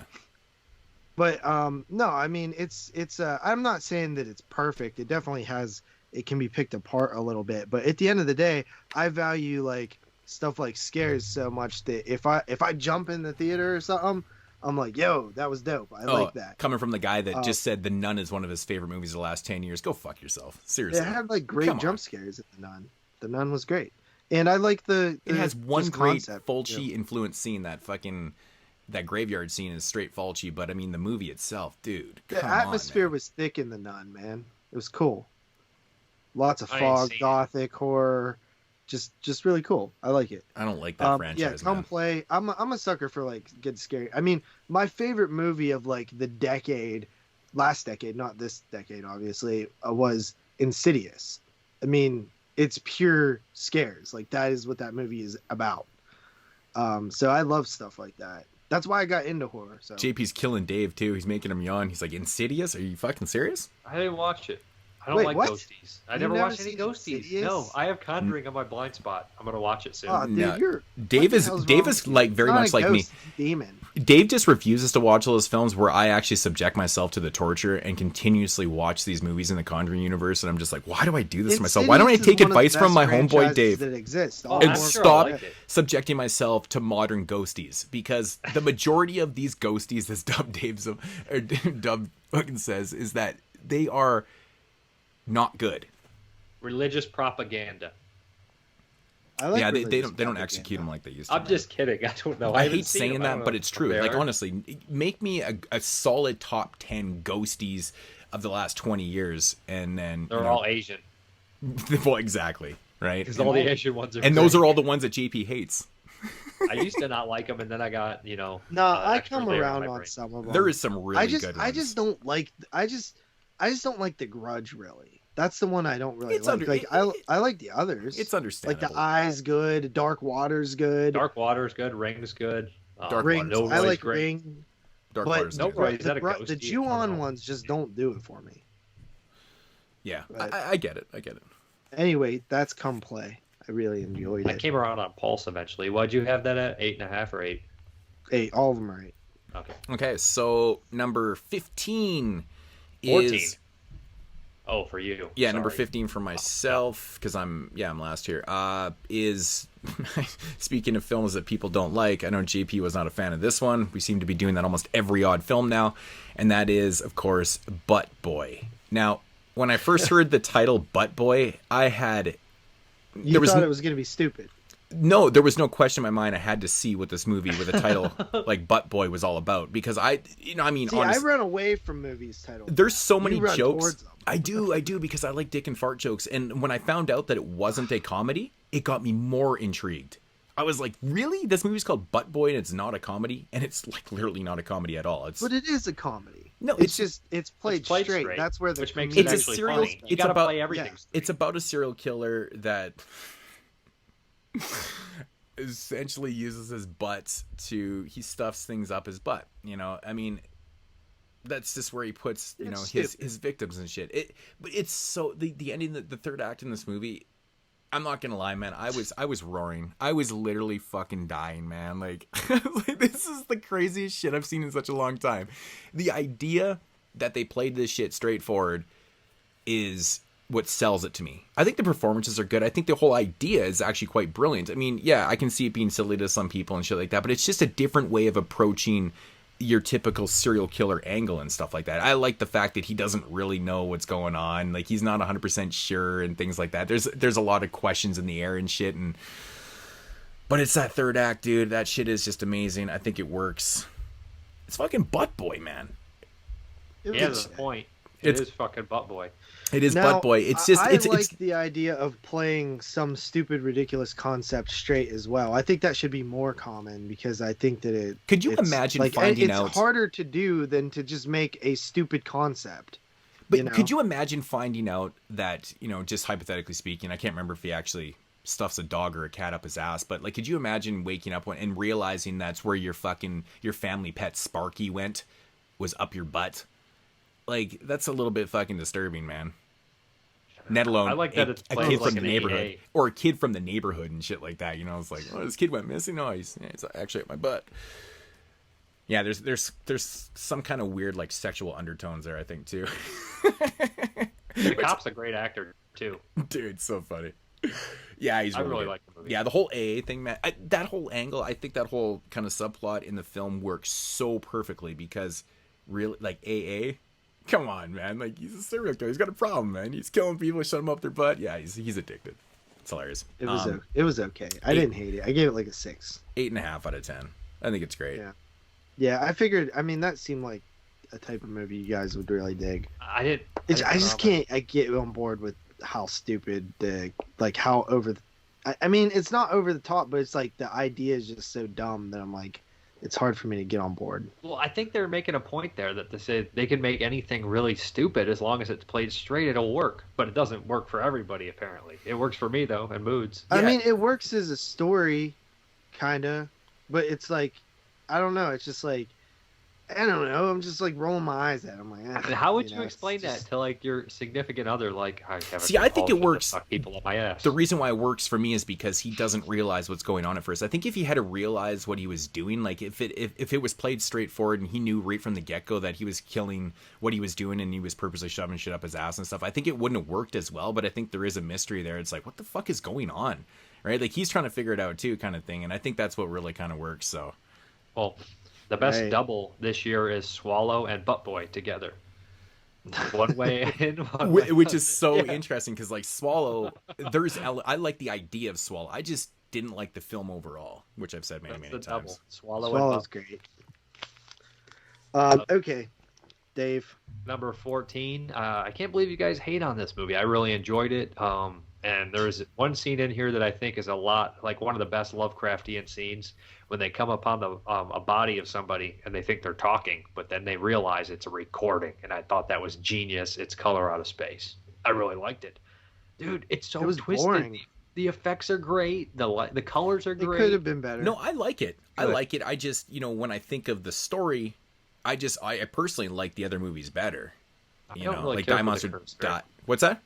The Curse, I don't think is a very good movie. It's not, but I actually really enjoy it though. It's for what it is, and I might be thinking about this with nostalgic goggles too, though.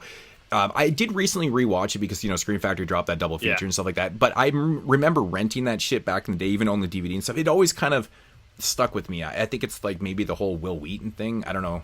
I don't know what it is, man. There's something there. But I do like the story. But I really, really do like, the Karloff Die Monster Die version I of have not that. seen that one yet. I'll watch it. That's a really good. When did it come out? Is it in the 50s? Yeah, I think it's from the 50s. Late 50s, early 60s, Yeah, for sure. but that version of the Lovecraft story is really cool too. So there's like actually 3 quietly different stories to this, but I think this one is good. But I just prefer the other ones. But it does have one of my favorite moments of the year, though. Nick Cage in the interview in the film when he's on TV. Yeah, that's very funny. And then they got the laugh. alpacas and the mutations. I just think it's really cool. I just think it's expected it to scary. be more. Well, I expected it to be like more part of the movie. I don't know. It just didn't. And impress me. Tommy Chong's. Yeah, he's great in it. He's really good I in like it, man. Tommy Chong, Yeah, man. he's awesome. But I don't his know. performance is a very big I surprise. watched that in like February. Like it was like a year ago, so I barely even remember the damn thing. I actually one of the very, very few 2020 media releases I actually picked up because I got the Blu-ray for $10. I was like, "Fuck it, it's $10. I'll grab it, rewatch it, kind of thing." But Yeah, I bought the 4K. I never like, did end up when it came rewatching it out. because I just got it in the time we were just finishing up doing this, so I never got to rewatch it. But Okay. 8 out of So, 10 for Maybe Color I'll Out of check it Space out for me. again. Yeah, I think it's worth watching. I think that it's very Lovecraftian, and I'd like to see Richard Stanley do some more. Lovecraft And, has had a comeback this Yeah. year and the past couple of years. It seems like everything is fucking Lovecraft. Well, Underwater was very Lovecraftian, and that probably was my favorite Castle ending. in the Freak. year. Yeah, Underwater was my favorite ending of the year. Although the rest Underwater. of it's just good. I feel like I needed to rewatch. I really enjoyed Me it the too. first time, Me too. and Dude, I- the first just- like there's so much. It's so that movie's bad. That movie's bad early on. Like No, it's it's not. done in a bad way.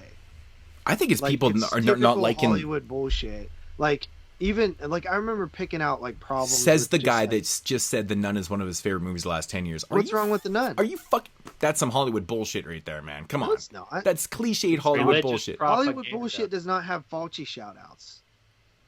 Yeah, the whole movie is not a Fulci shout out though, man. There's one No, but fucking it's scene. shout out to like stuff from yesteryear. But anyways, my point is these ghostlies are very, very Hollywood. I mean, the whole Conjuring universe is just that screams modern Hollywood, and all the tropes and bullshit that we associate with being shitty is in those films. And like, with the exception of the first Conjuring, I think first Conjuring is actually pretty good. But after that, everything is very cliche, and I don't honestly don't think they really, really work on that Underwater, level. Third act of Underwater is absolutely anti-Hollywood, I would say. No, that is. I'm saying the first. Me and Carly really like the third act. I'm saying a lot of the stuff leading up to that, like the whole explosion and everything that happens there.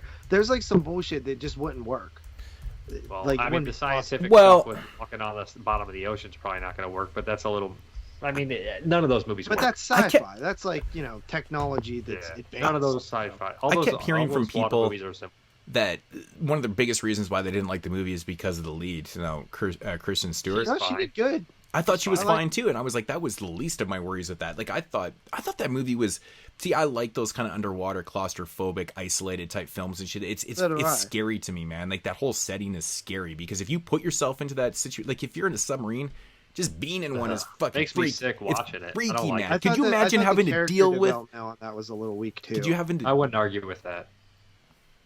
But honestly, I love the concept, and that's why I was really Sci-fi disappointed horror. with it. Yeah. It was dump month too, of course. But I really like the concept. I've come to find that I love sci-fi horror. Didn't realize I did, but I love sci-fi horror. It didn't surprise me that the homeboy Godzilla loved the movie as much as he done because he's a big sci-fi horror film fan. So he was a big fucking fan of this one. So People will still be talking about Underwater in 5 years. A lot of these movies that made my list, they won't be. You Mhm. think so? People Yeah, will be I talking do. about Underwater. I think Underwater is a little bit more special than it got credit for, even though it's not on my list. I don't know about that. I'll talk to you in 5 years. We won't remember, so I can say what I want. yeah, we won't even remember. You're like Elric. Like he'll always just be like this one. If it didn't have this best cannibal apocalypse severed arm scene of the year. You know what I mean? Like, But I forgot Elric to wear is my one of glasses. Here. What a favorite douche. Podcasters. yeah. Um, why did we talk about Underwater? Was that on someone's list? No, Color Out of Space was on my list, and they're both Oh. the Lovecraftian movies of the year. Yeah, we just 8 out of 10 for veered Color off Out of Space. again. All right. JP. What do I got here? Number 14. Number 14 for me is The Rental. This one seems to be a very divided film. Some people liked it, some people didn't. I really enjoyed it. I liked the story, watching it unfold, seeing, how there was, whenever you found out that these two were messing around and stuff, like I was just waiting for the other person to find out, and that stuff really works for me. Actually, one of the biggest problems I have with the movie, man, is just that part in the narrative, because I am so sick and tired of like two couples going away. And I mean, it's a straight cliche trope in horror films. This happens way too often, but I'm just kind of hoping that they would start to write some shit a little bit different. Why can't two couples go away and not have this cheating bullshit going on? Oh, that happens all the time, though. That's my point. There is a lot. No, I'm saying there is a lot of movies where two couples go away and there's no cheating going on. Like most movies are like that. Yeah, but there's all too many that end up like this. I mean, I feel like it's just so beyond cliched and stuff. But this one was done. It's the least of my problems. I with liked this. how they did it. I thought that this movie was really. I thought the ending was just too damn abrupt, man, and just like what? Like I don't mind it not knowing who he is. Almost a little bit too Yeah, ambiguous. You ever do.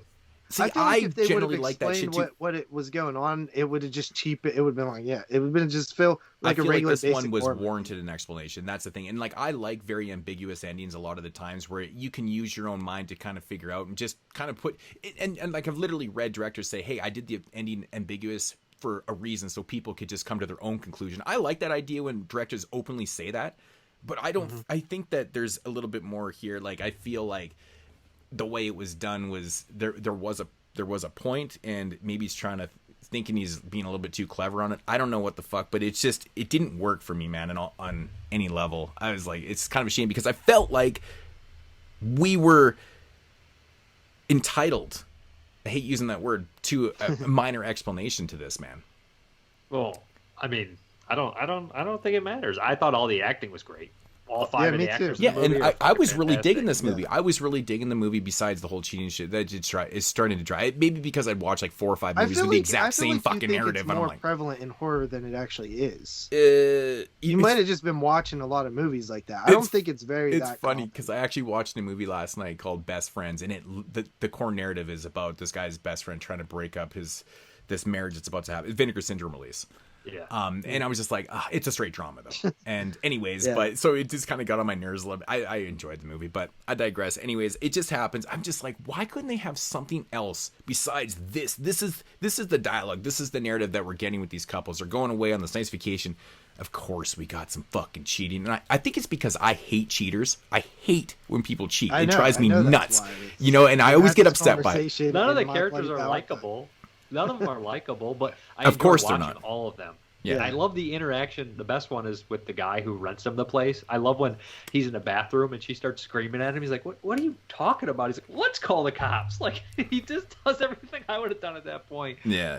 I don't know. He just feels so real to me. I like Like, that. I was at like home with that my they bottle. can't call. I like that they're being filmed, but they can't call the cops because then they're gonna find out that they're cheating. You know what I mean? Yeah. It's kind of an interesting little, like almost like a Hitchcockian type thing. You know what I mean? So I don't know. I really enjoyed it. I thought it was really fun. I bought it. I bought it after I watched it. Yeah, I I would. bought it. I would definitely own it. And I really like the Lip from Shameless Lip. That character. He's a really cool actor. I like seeing him and stuff. So, yep, that's The Rental at number 14. 8 out of 10, you said?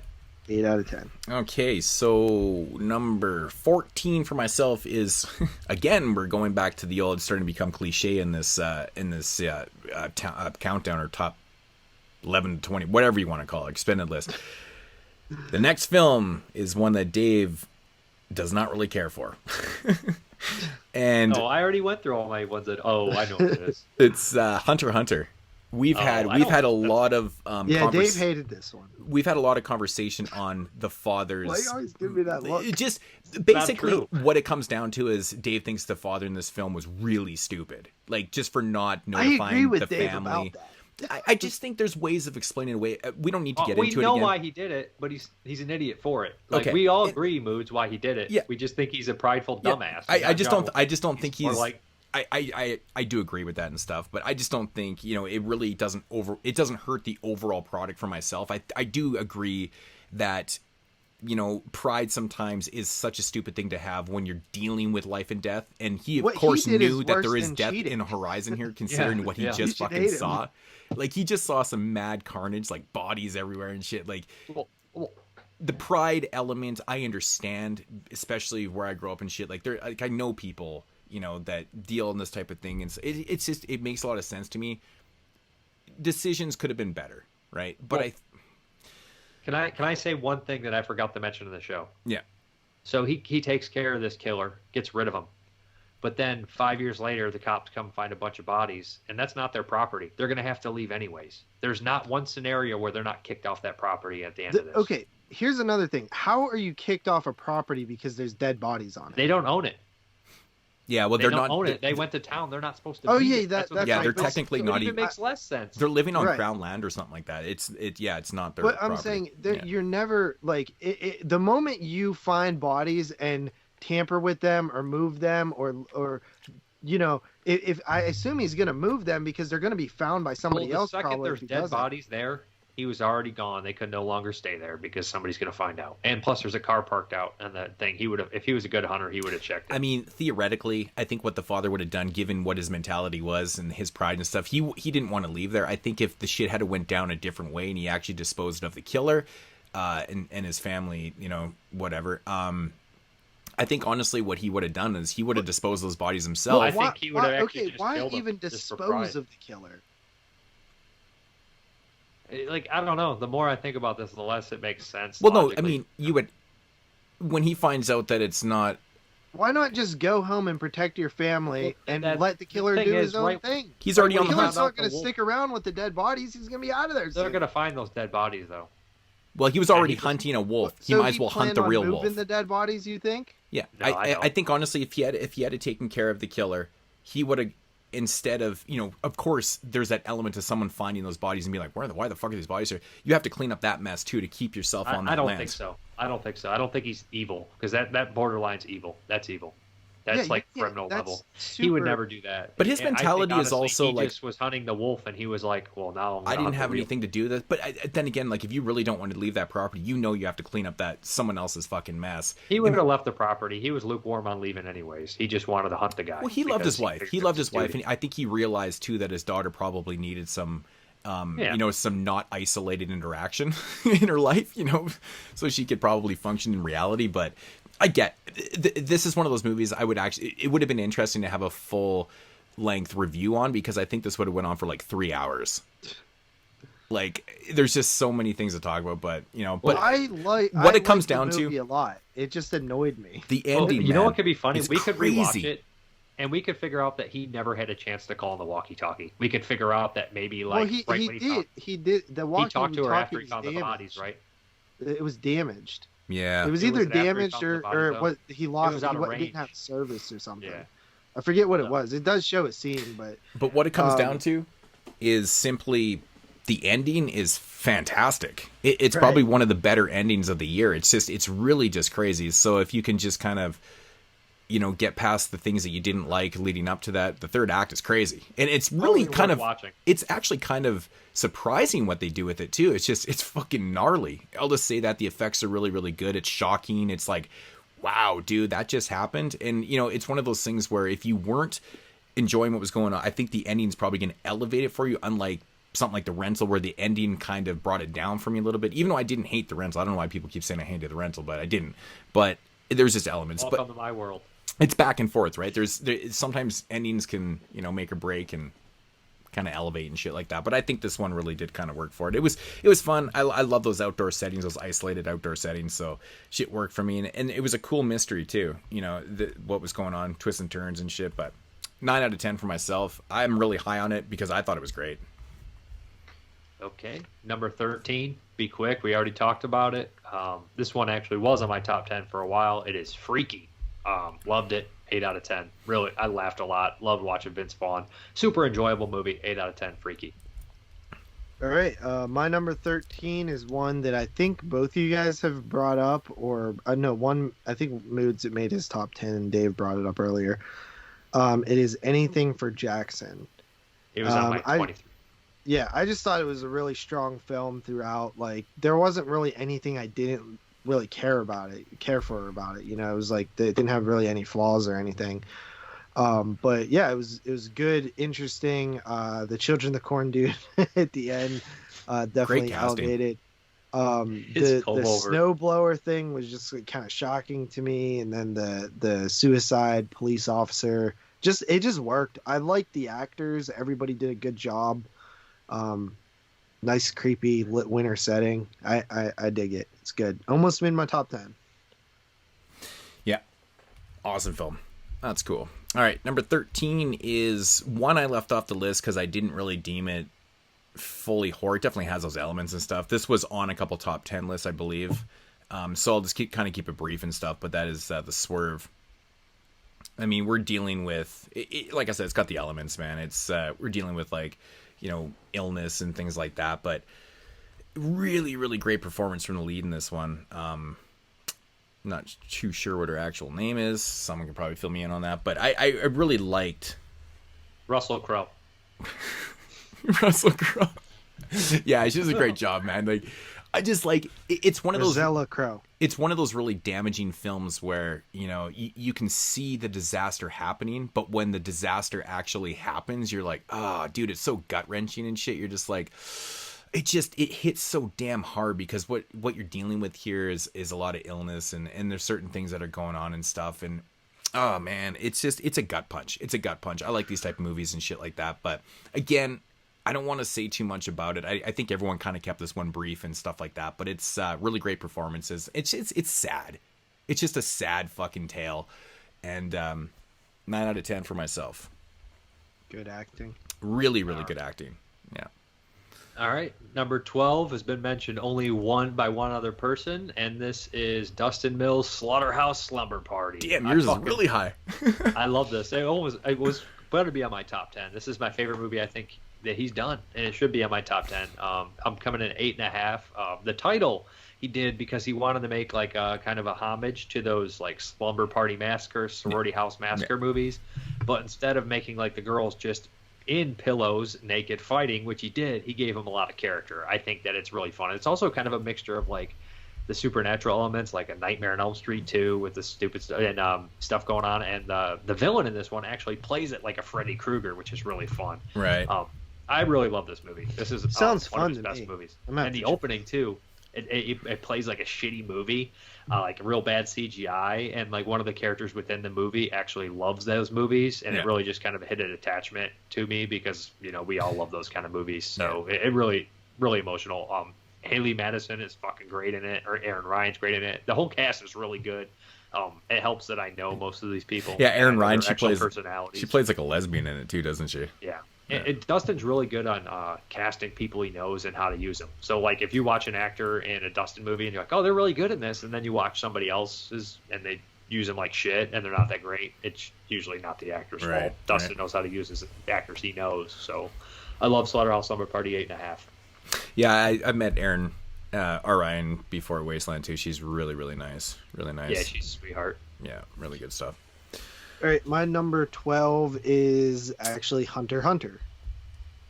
So even though I have like that problem with it, I still really I think it's a dope ass movie, man. Of course, right? You know what I mean? Like, it's I hated that aspect of it, but everything else was literally great. Like, if they just found a way to like make that a little bit better, it would have been probably in my top 10. The thing that I really liked about the finding the murdered bodies in the woods, though, is how just realistic it looked. The way that the dead bodies looked, and how they were like, you know, that you could start seeing the bones and stuff as they were, you know, they used real dead bodies for that. It's a shocking way of revealing what it's not in the movie. That was a COVID dumping ground. Yeah, that's what I liked about that. Like, when they show the bodies, it's that moment where you go, oh, we're not dealing with what we thought we were dealing with. I love that. It's subtle, but it's not subtle at all. It's shocking. You're just like, holy shit. Yeah, Cool. no, I really liked the dumping ground. It felt really natural. And I didn't know if it was a dumping ground or like he was kind of just hanging out in the woods and kidnapping girls and bringing them back and like raping them and killing them.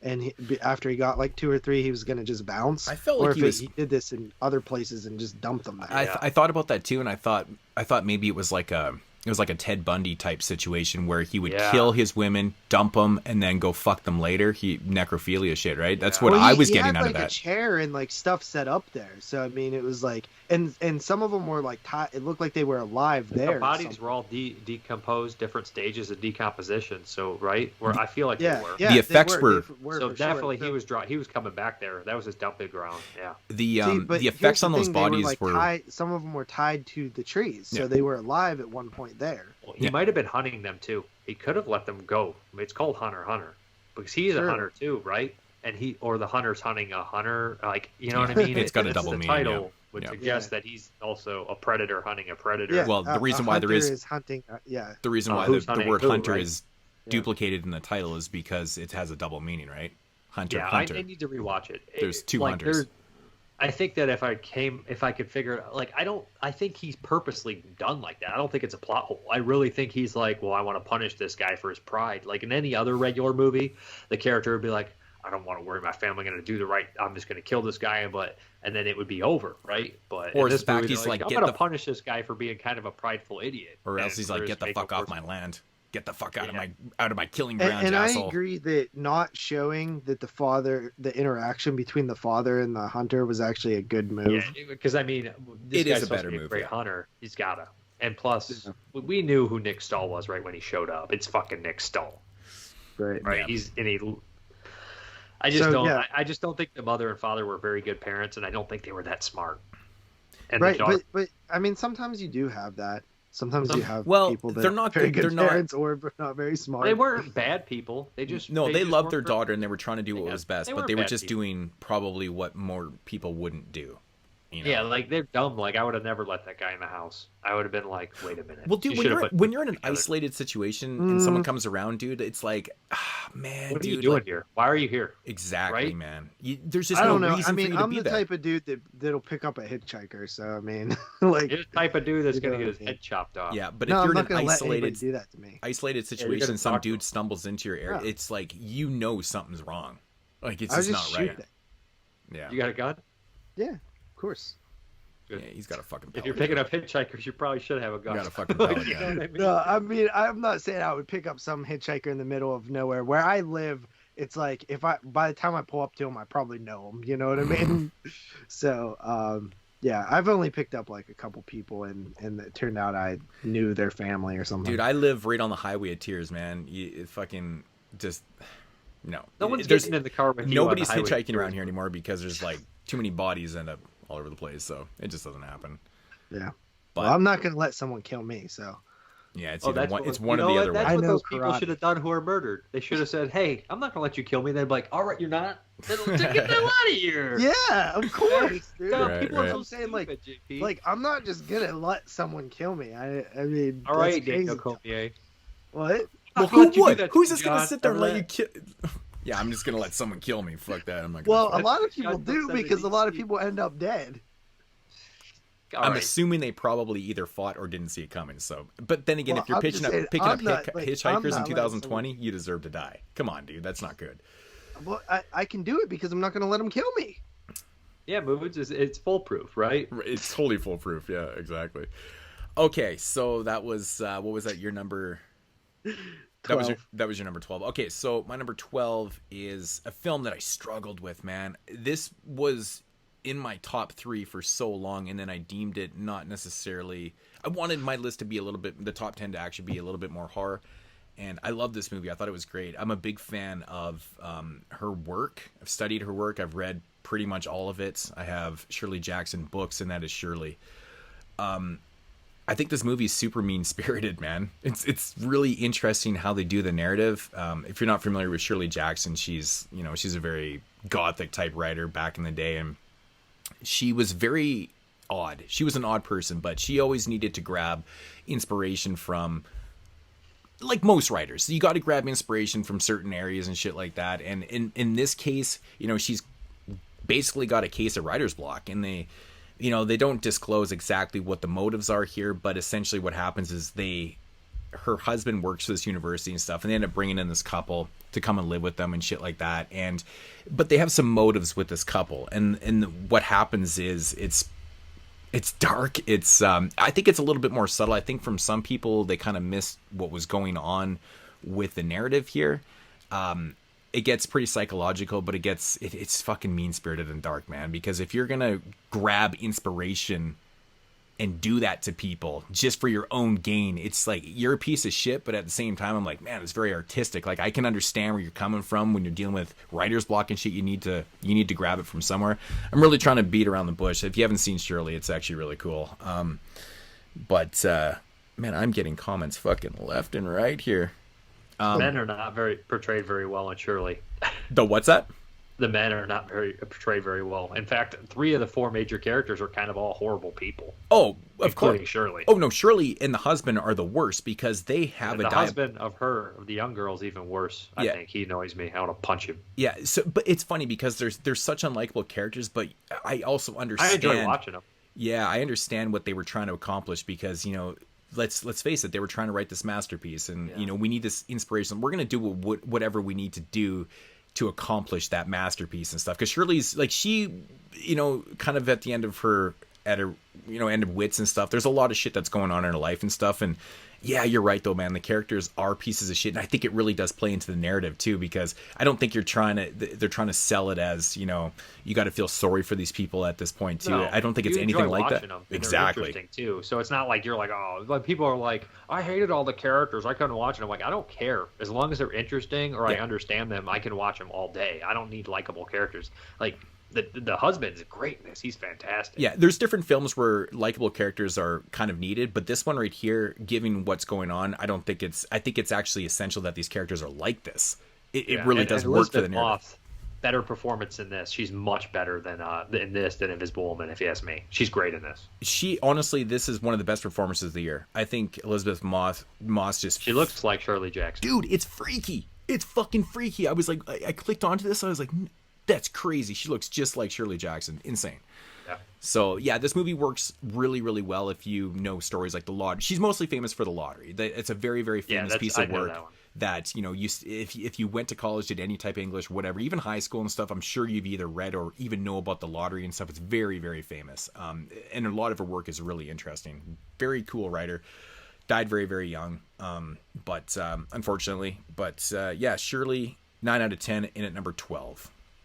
Okay. Coming in at number 11, the last on this list, I wanted to put it on there. This is The Platform. I really like this too. Thought it was interesting. Awesome and movie. Like the concept, I was like, okay, this is going to be fucking boring after 20 minutes. You know what I mean? Like, I'm a fucking platform.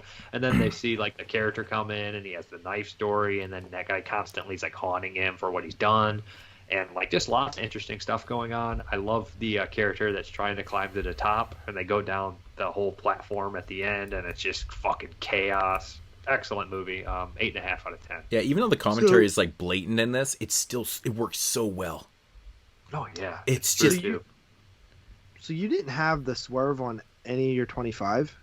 No, I think it's great. I would say I don't know if I want to call it a horror movie because I feel like I'm not even putting Swallow on the horror list. Or yeah, that one didn't make your list either. Well, like I said, like 11 to really 25 is open for horror / exploitation / borderline / like my next pick right here. I was more shit. I mean, I had shit that was it wasn't really horror on my. I think these movies have elements of it. The Painted Bird would have been number 11, or because that movie's fucking crazy. I mean, The Swerve.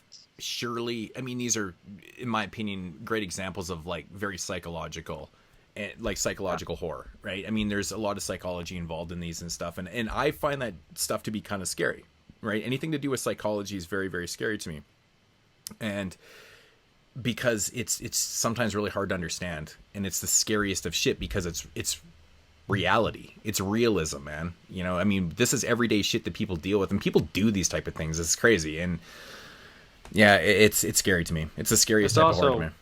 Really unpleasant watching someone else lose their mind, especially when it's done well. Like it's just like, man, like the swerve, you're like, fuck. I know, Like dude. you feel so bad for him. Yeah, man, it's just like it totally is, man. You can see this train wreck happening from a mile in that, and then it's just like gut punch. Oh my god, it's fucking brutal. Yeah, but glad to see the platform at number 11. That was actually my number 1 for months. Stepping on my vinyl. And it ended up at like my number 3 or something, or no, 2. Did I have it 2? I think I might have had 2. Yeah, but platform either way, was number 9 for myself. my number 11 was a film that was in my top 10 for most of the year, and it only fell out when I felt like some of these other films were a bit stronger. This might be the funnest film of the year, but I just felt like it wasn't as strong as some of the other ones I watched, and it is VFW. I think that it's probably the funnest film of the year. I love the characters. They're really awesome. The only thing that was a little disappointed for me was like the villains are a little underdeveloped like I don't know, Just the main one for me. The other ones are just not as what I menacing. Just not as that's what I menacing as he meant. probably should have been. Yeah. Yeah. Well, yeah, I mean, I feel like I could body slam that guy. I'm not that, especially you know what I mean? Like, especially I'm only when you like have 100 such pounds. a rich like group of character actors, and then like you could have like if you got somebody just as awesome as like as your like leads to play the villain, it really could have elevated the movie to like next level status. Oh, yeah. I feel like Fred Williamson just could have walked out of that bar and looked at the dude, and the guy would have fucking shit his pants and probably fainted, and the movie would have been over. You know, in They would reality. have got Stacy Keach to play that. Yeah, role. I was thinking of a Stacy Keach type guy. But even if he'd had to be younger, they'd have to get somebody with some like. You know who would have been amazing in that role Who? if he was still alive is Richard Lynch. Oh yeah, he'd have been perfect. That would have cast been that dude. those type of roles are just made for Richard Lynch, man. You know, fuck. Especially Yeah, from the Lynch. ninth configuration or something. Yeah, well, Yeah. I'm thinking like when I think of Richard Lynch and I think of like these badass fucking antagonists. I think of like Invasion USA, dude. It's fucking insane, dude. Like, fuck, yeah. But Anyways, yeah, it was a great fun movie. Very interested to see what Mr. Bigos does next because he's been pretty fun, and I like this better than Bliss. So I would probably say that but they're both really good. I would say he's progressing a little bit, but I'm just interested to see what he does. Yeah, He's done- a fun indie filmmaker. in my opinion, he's tackled 4 relatively different types of films, and I respect that. And it's unusual too that you tackle 4 different types of films and be pretty successful with them. So Yeah. Yep. So Definitely. that's my 11. all right, so I guess to wrap it up, number 11 here is probably a film that's probably going to shock Dave a little bit that it's even on here, but I do dub it as being very, very psychological. I mean, this whole movie is, it's a sit down in psychology, essentially what it is, and that is the new film from Fred Vogel, The Final Interview. Now, I think this is right up there with my favorite film of the year overall. Like, I fucking loved this movie. I always said that it doesn't matter how much dialogue is in a film, if it's interesting and it's well put together, those are the type of movies that intrigue me the most. This movie plays on a psychological level to a degree that's just unstoppable, man. It's crazy. It's basically about this dude. He's a reporter, and he's going to interview this this inmate that's on death row. He's about to be executed in a couple hours, and this is kind of like his last hurrah. The interviewer. Darius Tidman is the killer's name. Yeah, Darius Tidman that's a great name for a killer, by the way, too. He's being interviewed by, I think his name is Oliver Ross, I think is. Yep, that's right. Right. So anyways, it's kind of his last thing. He's got a lot of things going on himself. He's an alcoholic and blah, blah, blah. But anyways, so he's there to interview him, and it just becomes this back and forth in psychology. And what it is, it's basically these 2 fucking alpha males battling in the psychology in the psychology of wits and shit. Like, and you start to learn so much about the interviewer. Oliver Ross said he may even be the bigger piece of shit out of the two here. And I The love Vietnam stuff was great too. It's just really, it's so well written for a movie that is literally two guys face to face talking for the majority of it. I mean, it does go out and about, and there's other things and stuff, but man, I tell you, man, the back and forth, the dialogue, the acting is really what sells this. I mean, when most people think of Fred Vogel films, they're probably thinking, you know, they're thinking August Underground, you know, shit that he's really most famous. This movie is nothing like that. And I do feel a tad bit awkward putting this on my list because Dave actually does have a part in this. It's a small part. He plays a reporter, and he does this really great voice too. But it's, man, dude, the back and forth dialogue in this is just something else. I'm so proud of Fred for doing this film because, man, dude, knocked it out the fucking park. Great job. It is so well done. And I think, you know, the biggest criticism a lot of people are going to have with this is the ending, and exactly, I don't even want to really say anything about the ending at all, but I didn't have a problem with it. Again, 9 out of 10. I think it's just executed perfectly, man. You know, I could see people going, "Oh, this one's all dialogue," and just not really understanding what he's trying to get at here. But I think it's executed perfectly, man. I mean, what are your honest thoughts on the film, Dave? You know, I mean, I liked it. I thought it was a good movie. I thought the dialogue kept you intrigued. I thought the acting was great. Granger Hyde's like fucking fantastic. That dude's in so many movies. He's like in Lincoln.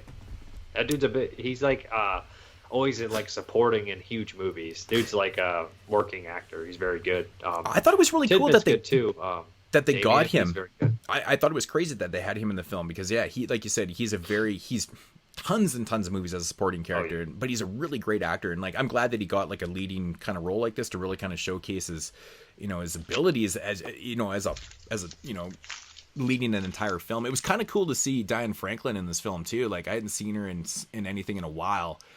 And I always think of her from fucking Terror Vision, man. Oh, me too. Right? Because Terror Vision. I Vision. think of her from Amityville Dose. Right. So, yeah, so Diane Franklin is, everybody knows Terror Vision is like one of my favorite movies of all time. So, and we're actually covering it on the show. Yeah. Oh, I forgot about that. That's crazy. And of course, we have to have a special guest on that just so we can get it in the Hall of Fame between me and Moot. That special guest. Right. Christian would give it a fucking like 5. I think a lot of people that, you know, I mean, most people probably listen to this podcast know Terror Vision, but I mean, she also is in Bill and Ted's Excellent Adventure also. Better Off Dead too. Oh, and Better Off Dead too. Yeah, I forgot about that. But yeah, she plays the princess. There's a Better Off Dead too. Shut up. Yeah, she plays the princess in Bill and Ted's Excellent Adventure. So a lot of people recognize her from that too. But yeah, really cool to see those faces in there. But just an overall very, very highly enjoyable, shocking movie. I'm not saying I was shocked by Fred making a film of that level, like just so different from everything that he makes and stuff. You know, but again, it's not considered to be a toe tag film, which kind of makes sense that it's outside the realm and stuff. So, but I highly recommend it. It's fantastic. It's really, really. I've only good. seen like 3 of his movies. Yeah, the Red Sin Towers, and Stella Turcica, man, I love those movies. I've seen Red Sin and then 2 of the August Undergrounds. Did you see part 3 of August Underground? No.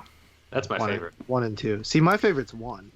2 makes me sick to my stomach. I don't want to watch it again. 2 actually makes me gag too. It's like 2's the one that gets all the love as like the one that everybody knows. But like the first one to me, it's nasty. I like because it was like the only shit by Fred. It's like a found footage thing. I like all the August Underground films. I can watch them. The only thing I don't really care for is Maskhead, to be honest. I'm not huge on Mask. I don't hate it, but no, I don't hate it either. It's my least favorite by far. I think August Underground Penance is one of the best ones because you actually like, you know how you watch Fred, like just in those movies, his character just like destroys everything around him. By the third one, there's got to be a downfall of that character, right? So like you can just see him fucking up and not, in like 1 he was actually having fun doing that nasty shit. By the third one, he can't even like get an erection. Like yeah. It was cool to see Shelby in the movie too. Like Shelby's in the final interview too. Fred's wife. She plays a small little part in it too. It's kind of cool. There's a lot of people I recognize in the prison scene and stuff, like my friend Keith and Ryan Logston's in there. Wait, so when did you shoot for that? Keith is on the toilet naked. Yeah, in the few film. Years back. And I noticed that when I was watching, I was like, hey, that's that Keith Voigt guy, man, naked sitting on the shitter. Yeah, taking a bowel movement. Right? I was like, that's awesome. Yeah, because I met him at Wasteland too. Yeah. Lindbergh's in there.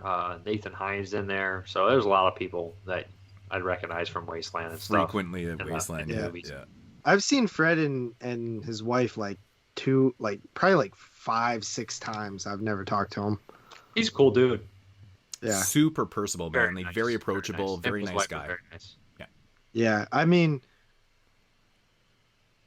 they go to the drive-in that we go to all the time. I see them a lot. Yeah, that's cool. That's cool. Okay, so that is going to wrap it up, man. I think that we went a little longer than we actually anticipated to.